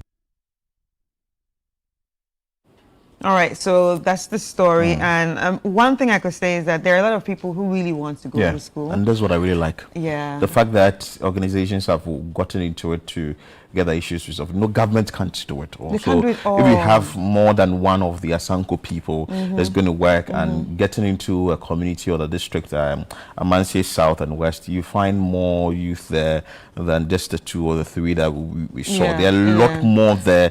But if you get these chance or this chance and they are able to move to a higher height and learn, we know that there are sort of packages from the government, you know, the free senior high school policy. You go through the secondary education. When you get to the tertiary institution now, the current government is sort of paying your first year for you. There is then, sort of scholarship there as well. You can also get loans. The loan, the student loan also there and all that. But some people do not know how to tap into these things. That's one thing. But Hafiz is joining us. Let's look at the numbers properly in the area. Just that we are seeing what other benevolent organizations are doing to help people go to school so that they will be able to be very prominent people in the society who can also change things in our communities. Hafiz, good morning. Yeah, good morning, Philip. Hafiz, share with us with the Amansie South and West districts. How is education there like? Is it like people are taking, let's start from the basic level, very well, and when you move through to the senior high school, and also how it is like when family and friends are supposed to support their wards or their relatives to school? Well, so you know the mainstay of the people in these communities of the districts, the 2 districts, is mining and also the mining and then the farming in the community. So you have cocoa, you have cassava, and then illegal mining issues are so rife in these areas. So when you go to these communities, because most of the parents are farmers, they are not getting the financial muscle to take their wards to school. Most of these kids, sometimes when they get to the junior high school and they are not getting any support to the senior high school, most of them just drop out and then engage in illegal mining activities. So, there were concerns about how farming is no longer attractive to even the farmers themselves. And that is another challenge because the farmers feel that when they engage in illegal mining activities, they get more money than just doing the farming. So it's a very big issue the education authorities there are grappling with. So when you look at the communities there, these are communities that are very poor. So they have poor social amenities. They have also poor road network. So imagine how they cope, and they are not exposed to some of these opportunities. So sometimes parents are able to get their wards through to the senior high school, but getting them to the tertiary education is a big challenge. So this gentleman, Emmanuel Abuaja, I spoke to, he has a very bitter story to tell, or he told a very bitter story when he thought that it was there for him to pursue his dream in the tertiary level or at the tertiary level. Then death visited the caretakers who were taking or who were supposed to take care of him. Then he had to switch home for more than 2 years before he had this opportunity. So for him, if this opportunity had not come, he didn't know what to do. And these are areas where you have people, if they are learning, they learn very well and they pass their senior high school because they don't have any excuse not to study. But the financial barriers are just not allowing them to pursue some of these dreams. So many of them are tempted to engage in illegal mining because they find the farming job not so attractive and lucrative. So when they are not able to get these financial support, then they just join the fray in also going into the mining. So even most of the illegal miners, when you engage them, you see that they speak very good English, but you ask them why they are not in school, they tell you it's because of the financial barriers. And the major issue is also that when they engage in the illegal mining activities and they start getting the money, then they feel that you go to school because you want to make money. So why am I going to school again if I can make money through illegal mining? So it's a very big issue. The authorities there in the education space are grappling with. All right. So do they also have access to, some of the ways that government have actually put out there for students to be eased of their financial burdens? Like the first one is the free first year fees that they actually go through, that the government, sucks in from them. Do they know about that? And the second one is the Student Loan Trust Fund. Do they also know about that? Yes, so it's multifaceted issue. So they will know about these opportunities, but when they go to the senior high school, maybe after paying the fees, then what next? So they will have to look at the accommodation issue. They will have to look at their feeding. They'll have to look at their clothing. They'll have to look at some of the stationery they'll be buying to ensure that they have a sound study. So these are some of the impediments that prevent them. Not only the fees, sometimes they have assurances from the government interventions to get some of these opportunities to pay their fees, but they are expressing some fear that if they pay the fees and they are not able to get money for accommodation, and they can go to their communities and come to school every day.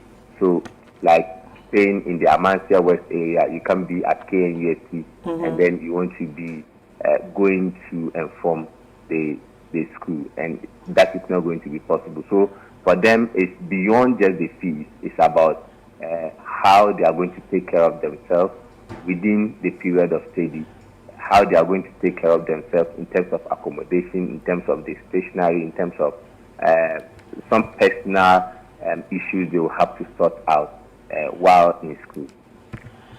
Okay, Hafiz, thank you so much for your time. We are grateful.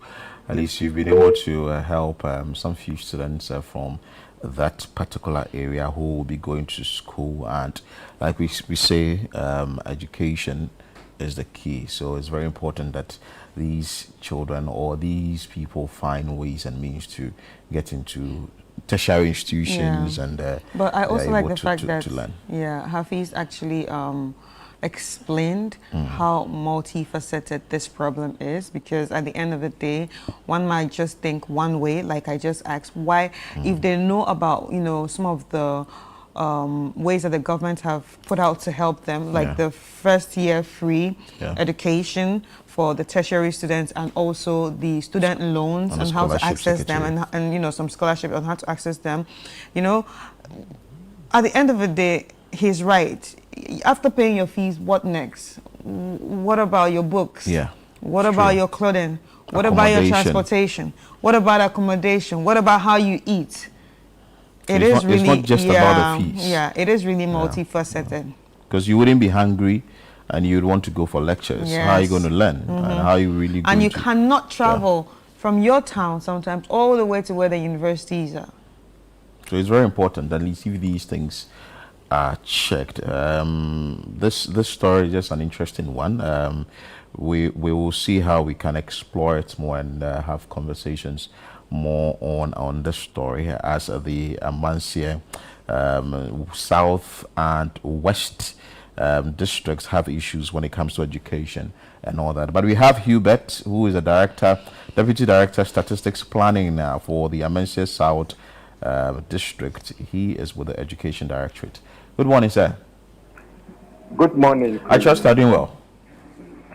By the grace of God. Good, How about you? We are doing good. Let's understand from you briefly, how is the education situation like in your districts? Is it that most of the youth there do not go to school?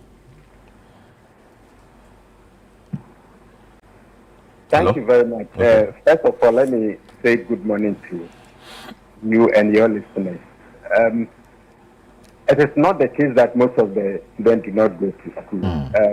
It is the case that a few very brilliant but needy ones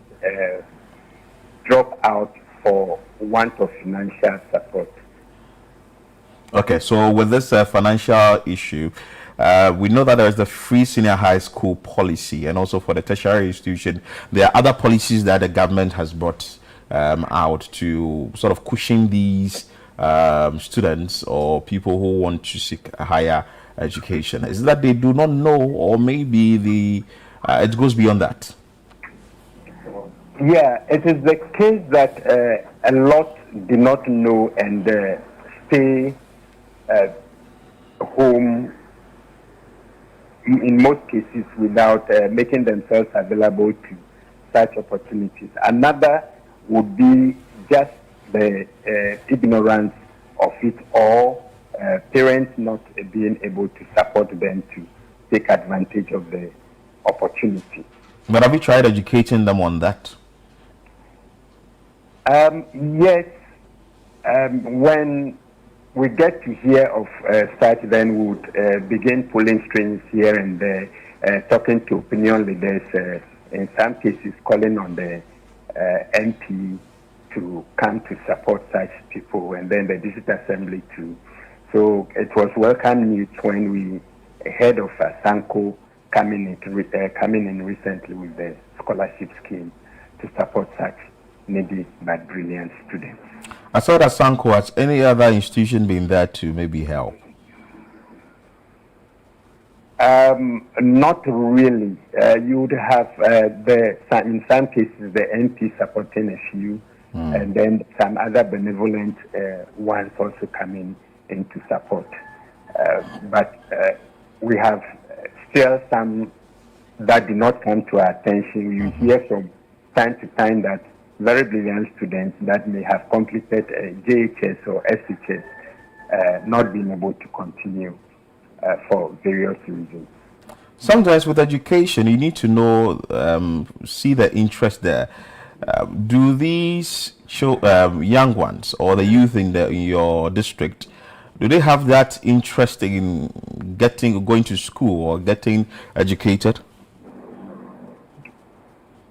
Yes and no. In some, yes, in the case of the very good ones that will be mentored by their teachers or the school system, and also setting some future aspirations for themselves. So you would get them following through with that kind of need.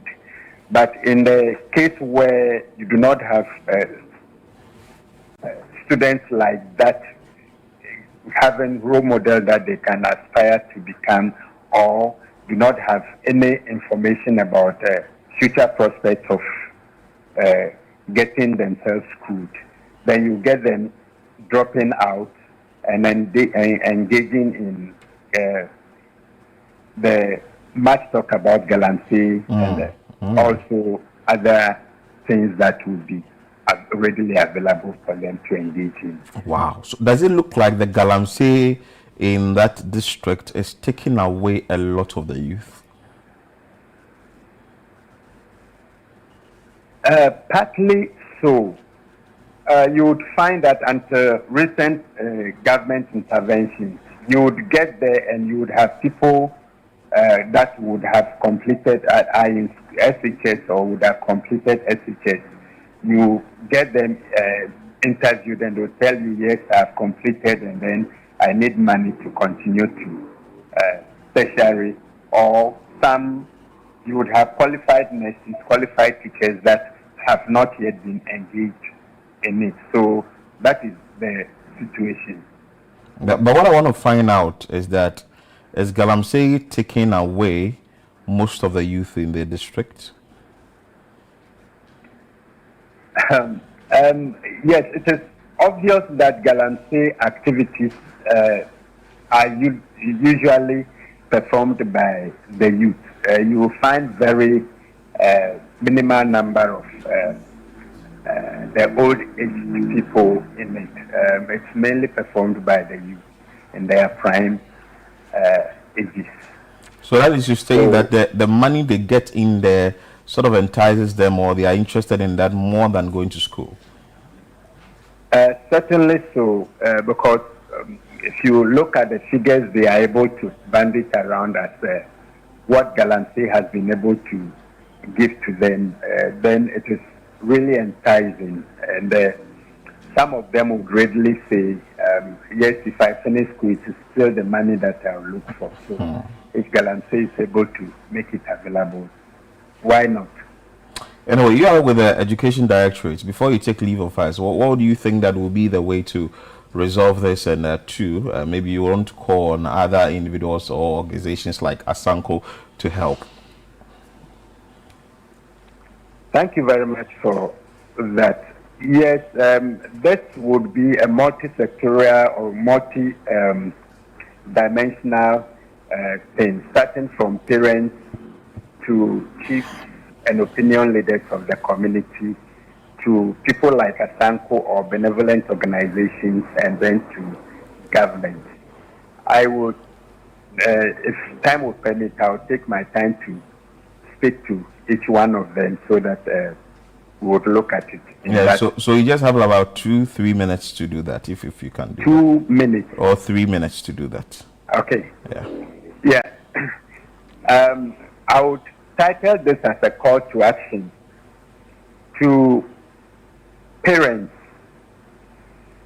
They must understand that certainly education is the most definite source of being taken out of the poverty.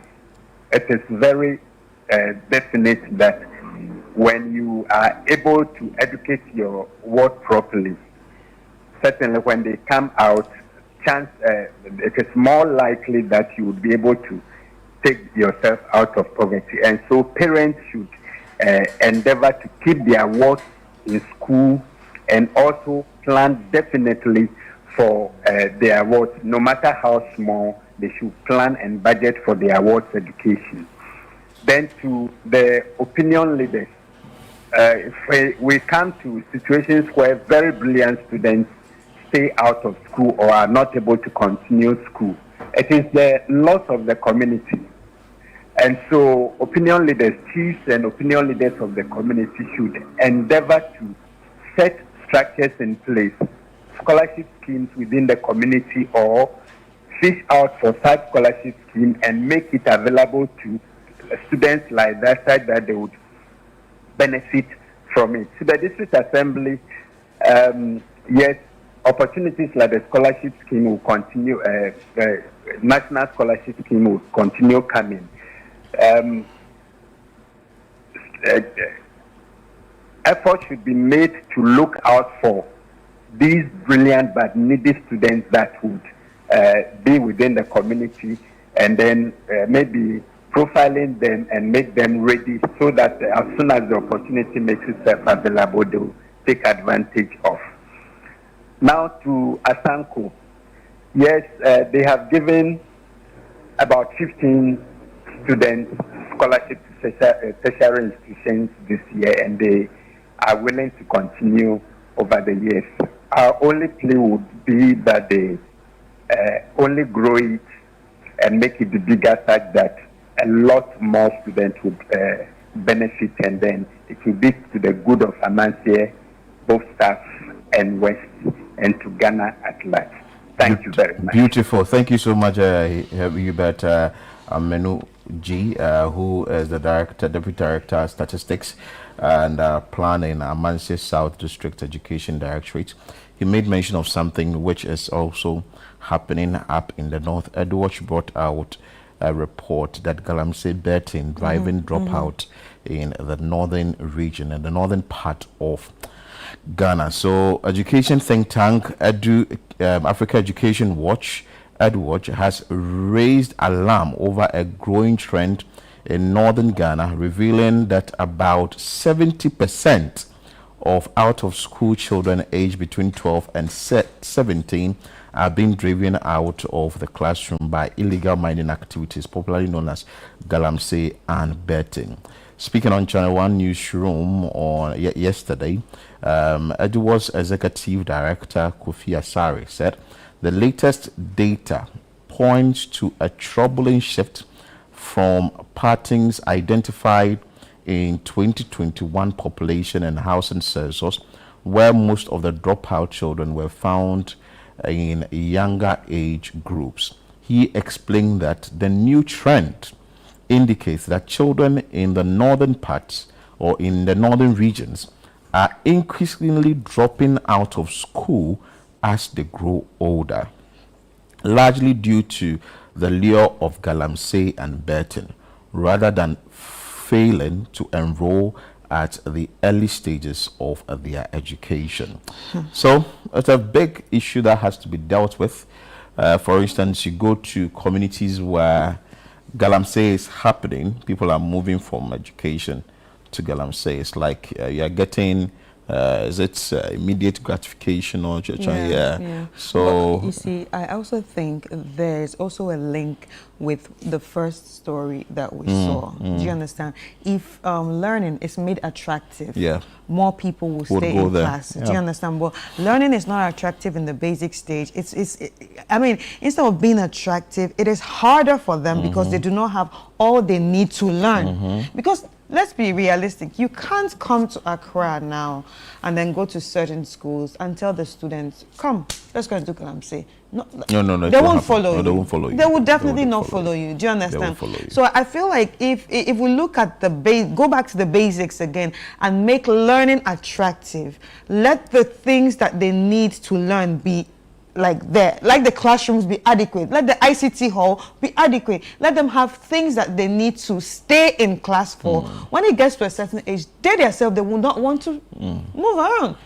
Because the first story, when we spoke to the reporter, they said the students said they don't have the things they need, so why should they go to school? So they are focusing on farming. So imagine if Galamsey comes to that area. Oh, they went. They're all gone. And I think in that area too, sort of the. Do you understand? So they will definitely enter. So it's a big issue though that has to be dealt with. Entire education system, the sector, and this, I don't know whether it needs a reform, but I think that certain things there must be checked. And like Chris indicated, but like Chris indicated, if certain things are done, you're crossing our T's and dotting our I's in the education system. It's going to look attractive for others to also get in there because. Like you said, Galamsey. Let's go for a quick break. When we come back, we have more for you on the show.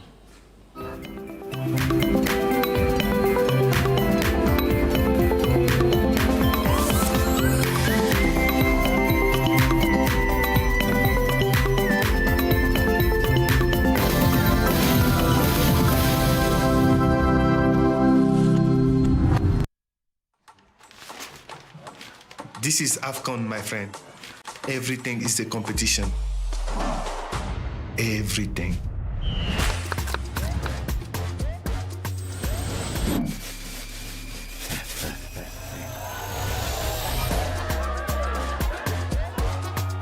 Join our family for AFCON Morocco 2025 from 21 December to 18 January.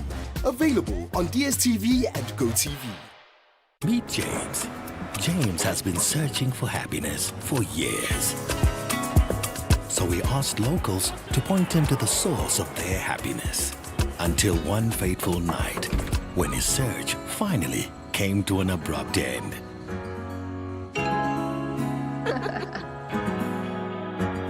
Find your happy place with GoTV. Get GoTV to enjoy a wide range of shows for the whole family. GoTV. Love it. This Christmas, let the road you travel lead you to a place where comfort meets magic. Welcome to Peduasi Valley Resort, where the ultimate Christmas experience awaits. Indulge in a relaxing massage at our luxurious lavender spa or revitalize yourself with a refreshing workout at our fitness center. We promise the most rejuvenating Christmas ever. Savor Sumpter's continental and local breakfast options to begin your day right. Our lunch and dinner buffet with the live band music offer the finest Christmas delicacies delicacies to make your festive season unforgettable. Don't miss our special Super Soul Night and DJ Night with friends. Ready for some adventure? Explore our zoo and playground where fun knows no bounds. When it's time to wind down, take advantage of our special room packages available exclusively this festive season. For reservations, call 0540-125-555 or 0540-125-554. Peduasi Valley Resort. Live life. Love the Premier League? Your DSTV premium subscription could get you there in real life, Charlie. Stay connected for your chance to watch the Premier League live. Man U versus Man City at Old Trafford or Arsenal versus Man U in London. Stay connected to score with DSTV Premium. This promo is regulated by the NNA on the Caritas Lottery platform. Terms and conditions apply. This Christmas Eve, skip the ordinary and step into the extraordinary.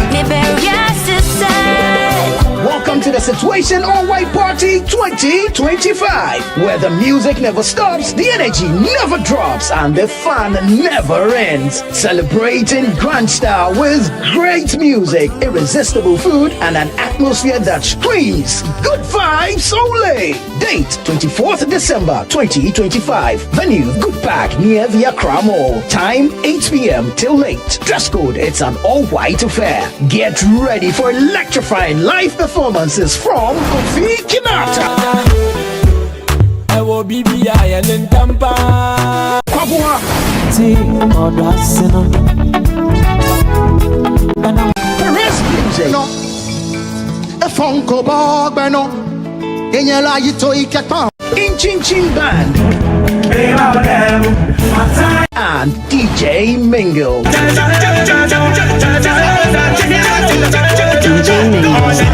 Your best all-white fit. Bring your dancing shoes and let's light up the night together. Book your tables now. Call 0205-973-973 or 0558-973-973. It's Christmas Eve. Don't miss it.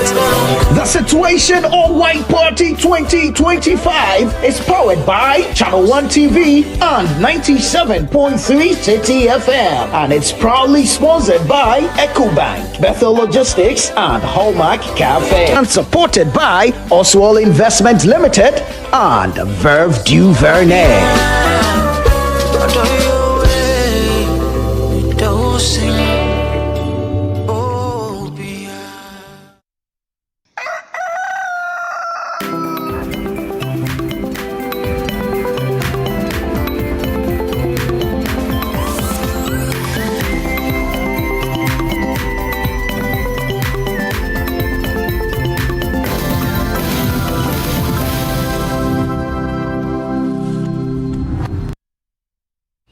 Welcome back. It's still Breakfast Daily right here on Channel 1 TV. And right now we're about to have a conversation. If you're an art lover, this conversation is going to excite you. So sit back, relax, and enjoy.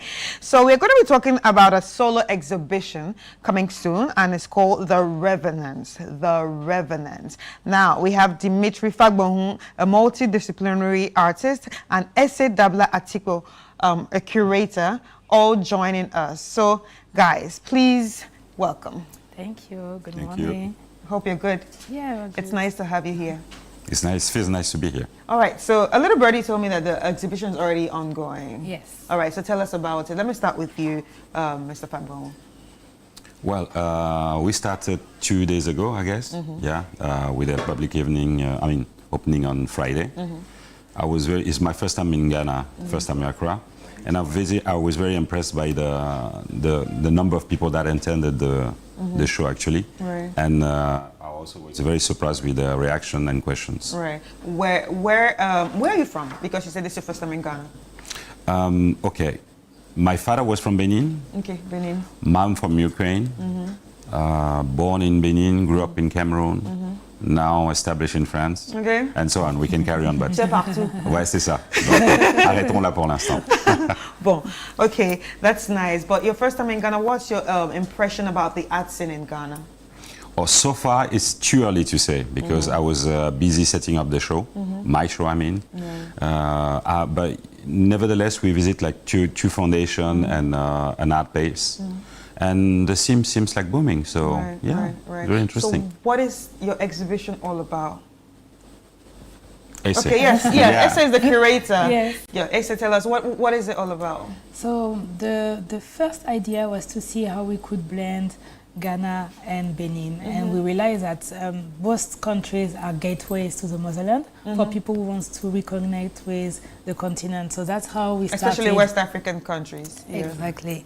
So that's how we started trying to bridge and write the story. And we established that there are some key elements and some key topics like memory, identity, and spirituality. Especially because in Benin, Vodou is very Vodou present. is one of the so that's a story we are trying to tell, that when you are returning, you know, with all those initiatives like the Year of Return, etc., it's also interesting to return to traditional beliefs and to ask ourselves what's our relationship with traditional beliefs. And also to present Vodou in a different way, the way it is something of everyday life in Benin, but here it still seems that it's yes. C'est des gris-gris, quoi. Yes. So your French is good. Yeah. Ah, bon. Je me débrouille. Oh. Yeah, and so if you see, maybe Dimitri can expand on that, but his work is really a reinterpretation, a revisitation of Vodou aesthetics. Yeah. Right. All right. So we know in Togo they have the Vodou religion. I think some parts in Ghana have the Vodou religion, and Benin, it's very, very prominent, right? So why is it important for you to come and tell these stories through your exhibition? Actually, the idea is to map a journey, you know. Everybody has a journey towards what he experiences in life, you know. So I personally embody that through my work, which has different forms and shapes, and I could reflect also to the story of the revenant, as she said. When you're revenant, when you're coming back, where you're coming back to, how are you transformed by your experience and what you're doing from that. So I'm showing my own experience. And the idea is to share it, to confront to other people's experience as well, to have that dialogue coming forth. Right. But you have been in Europe, and I'm sure you've been around the world. But coming back to Africa, what has that done for you? And how did it open your eye to, you know, the spiritual side of things? Well, the spiritual side of things is everywhere here. You can feel the magic in here, you know. So the way people react, the way they look at life, you know. The way they're less stressed about things, so they believe in inner power, inner forces acting at the same time, you know. So that's pretty much interesting, and that's part number one towards the spirituality. And the rest is like nearly everything here, it's an installation, it's an inspiration. I was looking at those, you know, billboard with holes in the middle. And I was thinking, oh, that's art for you. Exactly. So you see, the billboards with the holes in the middle. That's art for you. For me, it's art, yes. And actually got inspired by that. Wow. Yeah. That's interesting. You know, artists, your minds are different. Different this could be art for you. Absolutely. Such a masterpiece.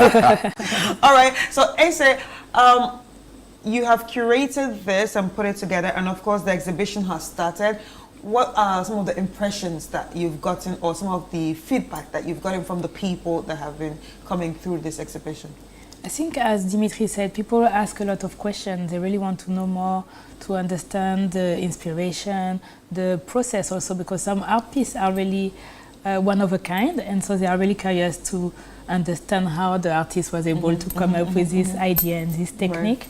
And also it's very interesting to see that we are more connected than we think. Like we are from Benin, but then there's still so much similarities in the way we live things, in the way we approach life. So it's also interesting to be able to reconnect actually, and to bridge the gap. It's not because we have a different language that we are so different. People will fly easily to Nigeria, but then they wouldn't come to we actually forget that they're Benin because of the French. Yes. Oh, is that why? Oh, yes. Okay. Because we can't communicate. We fix that then. You can't speak Twi, they can't speak Fongbe. You can't speak French, you know. So I think that's the problem. The language barrier. But yet the funny thing is that the sharing, what is shared with Nigeria then is English. Okay. But now, let's look at what sort of pieces would we see when we get to the exhibition. Are there paintings? Are there installations? What is it that we're going to see there? Because I see some touch on installations. You tell us. Well, you have to come and see. You won't see any paintings because there's any, but then you have everything else: sculpture, photographs, installation, actually, and they all combine in a way that your mind should connect the dots.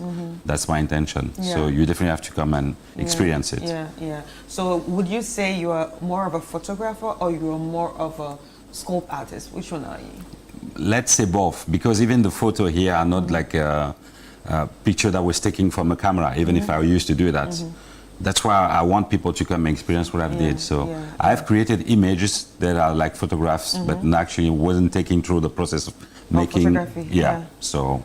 Wow. Not saying you have to come. Yeah, that will be interesting. Yeah. That will be interesting. So where is this happening? The exhibition happening? It's at the Mix in Osu. Oh, the Mix. Yes. Yeah, upstairs. Yeah. Yeah. Second floor. Yeah, second floor. Right. So that's the Mix Osu, and it started 2 days ago. Yes, until the 6th of January. Till the 6th of January. Yes. All right. That's nice. That's nice. I hope all art lovers and curators of art go out there to the Mix and experience the Revenants by Dimitri Fagbonhun. It's something that you would definitely love from everything that he has just explained. And what is keeping me on my toes right now, making me anxious to say, oh, I really want to go there. It said, you might see photos, but they're not taken like the process of, they're not taken through the process of maybe photography, but they are actually photos. I want to see that. And I'm sure if you want to see that too, all you need to do is head to the Mix. This exhibition is already open. It started 2 days ago and it's going to run through to January 6th. And it's not hard, it's definitely free. Just walk in there and just experience the beauty of art. Anyway, guys, any final words to anybody watching you right now? Yeah, I just want to emphasize that it's free and open to all, and also to thank the sponsor who made it possible. So a big thank you to Mr. Adetoye Agassi. All right. Any final words, Dimitri? I think she said, yeah, we're just waiting for you guys. All right. All right, thank you so much. Ladies and gentlemen, we've been speaking to Dimitri Fagbonhun, who's a multidisciplinary artist, and Ese Dabla Atiko, who's the curator, and it's all about the Revenants, a solo exhibition that has already started, and it's going to be running from, it started running from 2 days ago all the way down to January 6th, and it's happening at The Mix. The Mix is a restaurant somewhere in Osu. Upstairs there, just go and enjoy all the arts, okay? It's the holiday season, and I'm sure you're looking for what to do. This is something you can also add to your Dirty December calendar because it's already started already. Anyway, guys, we are going to take a quick break, and when we come back, the show continues.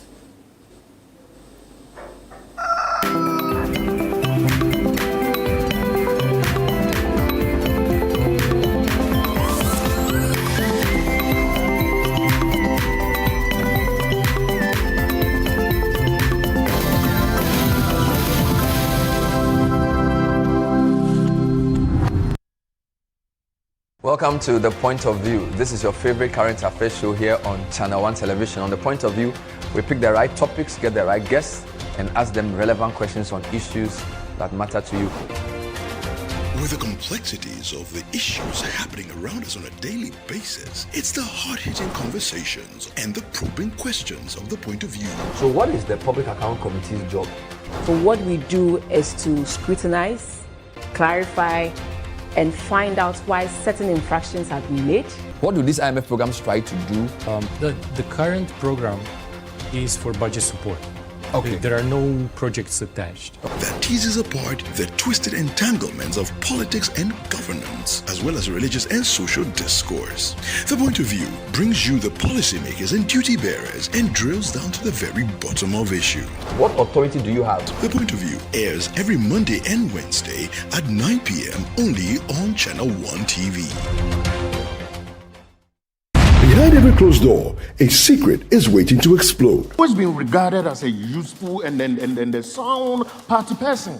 So I gather there's a fair chance of me making the office, provided we don't get into trouble. So don't start any trouble with the police. Detective Calls, an intriguing stage play brought to life on television, where every clue matters and every character is a potential suspect. About 2 hours ago, a young woman died at the police hospital. This will take only the service of a fierce and yielding and sharp as steel detective to uncover the truth behind this web of lies and betrayal.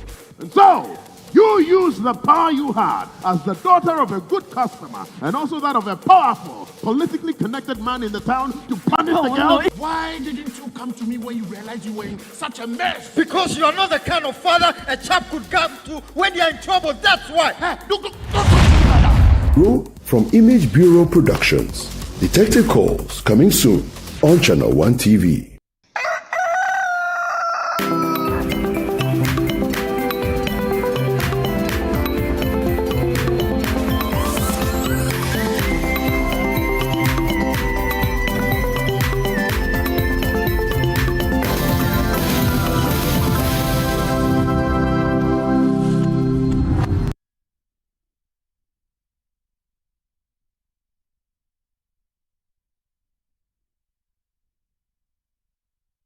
All right, you're welcome back. It's time for us to talk sports. But before we do that, we want to wish a special birthday shout out to a son, a brother, and this is from his family. Happy birthday. Thank you for the joy you bring into our lives, your strength and your kind heart. We are so proud of the person you've becoming, and we pray that this new year brings you good health, favor, and success in all that you do. Enjoy your day and keep shining. This is from your brother, Junior, and your parents. And ladies and gentlemen, we also want to wish this guy happy birthday.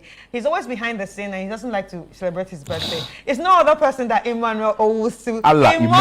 Most of the social media department. Happy birthday. We love you. This is from your parents and your friend, and of course, all of us right here. We're saying happy birthday. You're always hiding. You send Moses a story or a video. It's like, I got you sorted. I got you. So, as the 65th birthday of Mr. Joseph Donko, affectionately called JD, former Central Regional NADMO Director, and this is coming from your loved ones. Now, let's move straight to sports. And yeah, I mean, yeah, in here to give us. It's how many minutes? You just have 4 minutes to tell us. 4 minutes, enough to give you the update on the Black Stars. And, yes, and the Black Stars, the GFA, they've managed to secure a friendly game ahead of the World Cup with Germany. It just the news just came this morning. It was confirmed this morning, and so yes, Ghana will be playing against Germany in Stuttgart on March 30th next year. That's 2026, and it's ahead of the World Cup. And it's a friendly. It's a friendly. It's a friendly game because, and it's a strategic friendly game because Ghana at the World Cup has been drawn in Group L. We're playing against England and Croatia and Panama, and so that so those are two European nations, and Germany is an European nation. So you want to test your mettle against an European nation before you go to the World Cup to play two European nations. Then for Germany, they are in Group E. They've been drawn in Group E with Cote d'Ivoire, Curacao, and Ecuador.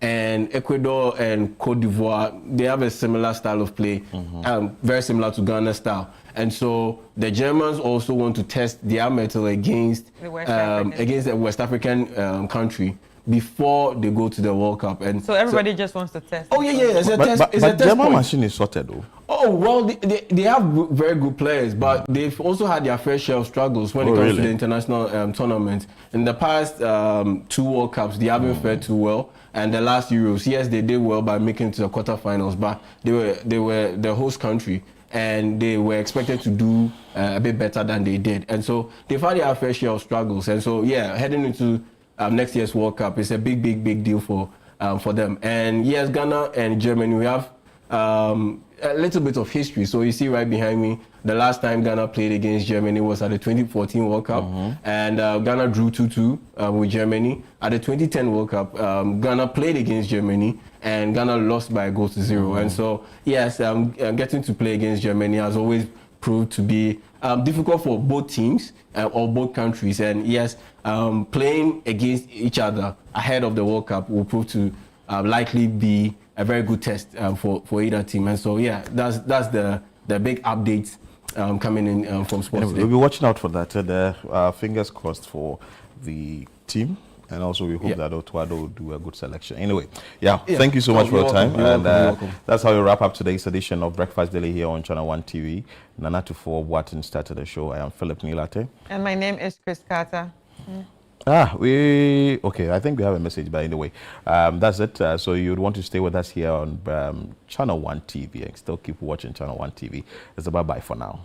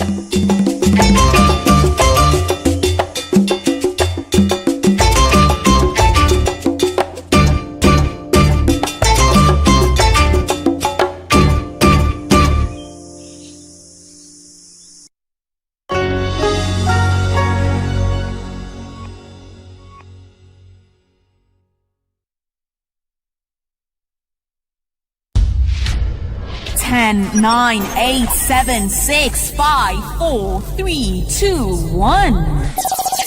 This is the Channel One Countdown.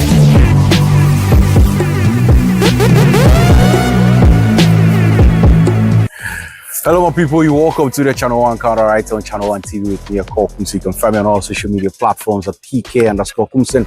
Kumsin spelled with a double N. The Channel One Countdown is a show that chronicles the top 10 hottest songs in Ghana. And when we say hottest, we mean it must be really hot to earn a spot on the Channel One Countdown. This week, we'll bring you a brand new list. But last week, our number one song for last week was It Is Finished by Kofi Kinata. Let's enjoy that one more time. And we'll be back to bring you a brand new list for this week on the Channel One Countdown. You're welcome to the Channel One Countdown. It is finished.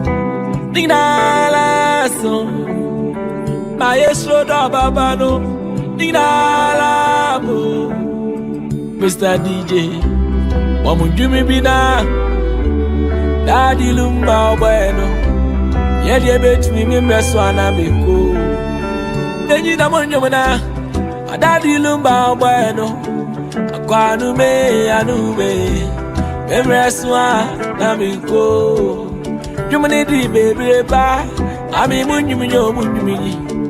Papa Masamino Masamini Mama Samana Walkeyo Now I drop it Namabuama Bounce no the Mashe Children Osama You black the Jimba Benye Mabuama Bounce no the Mashe Children Osama You black the Jimba Benye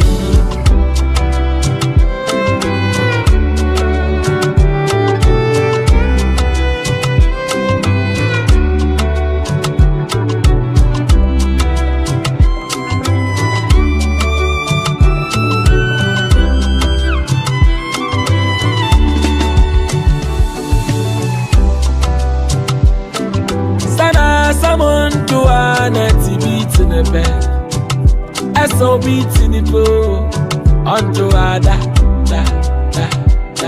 Sana some to that till it is no Ibina militio Abla boyoko Jerry Akamenko Enyi bi enyi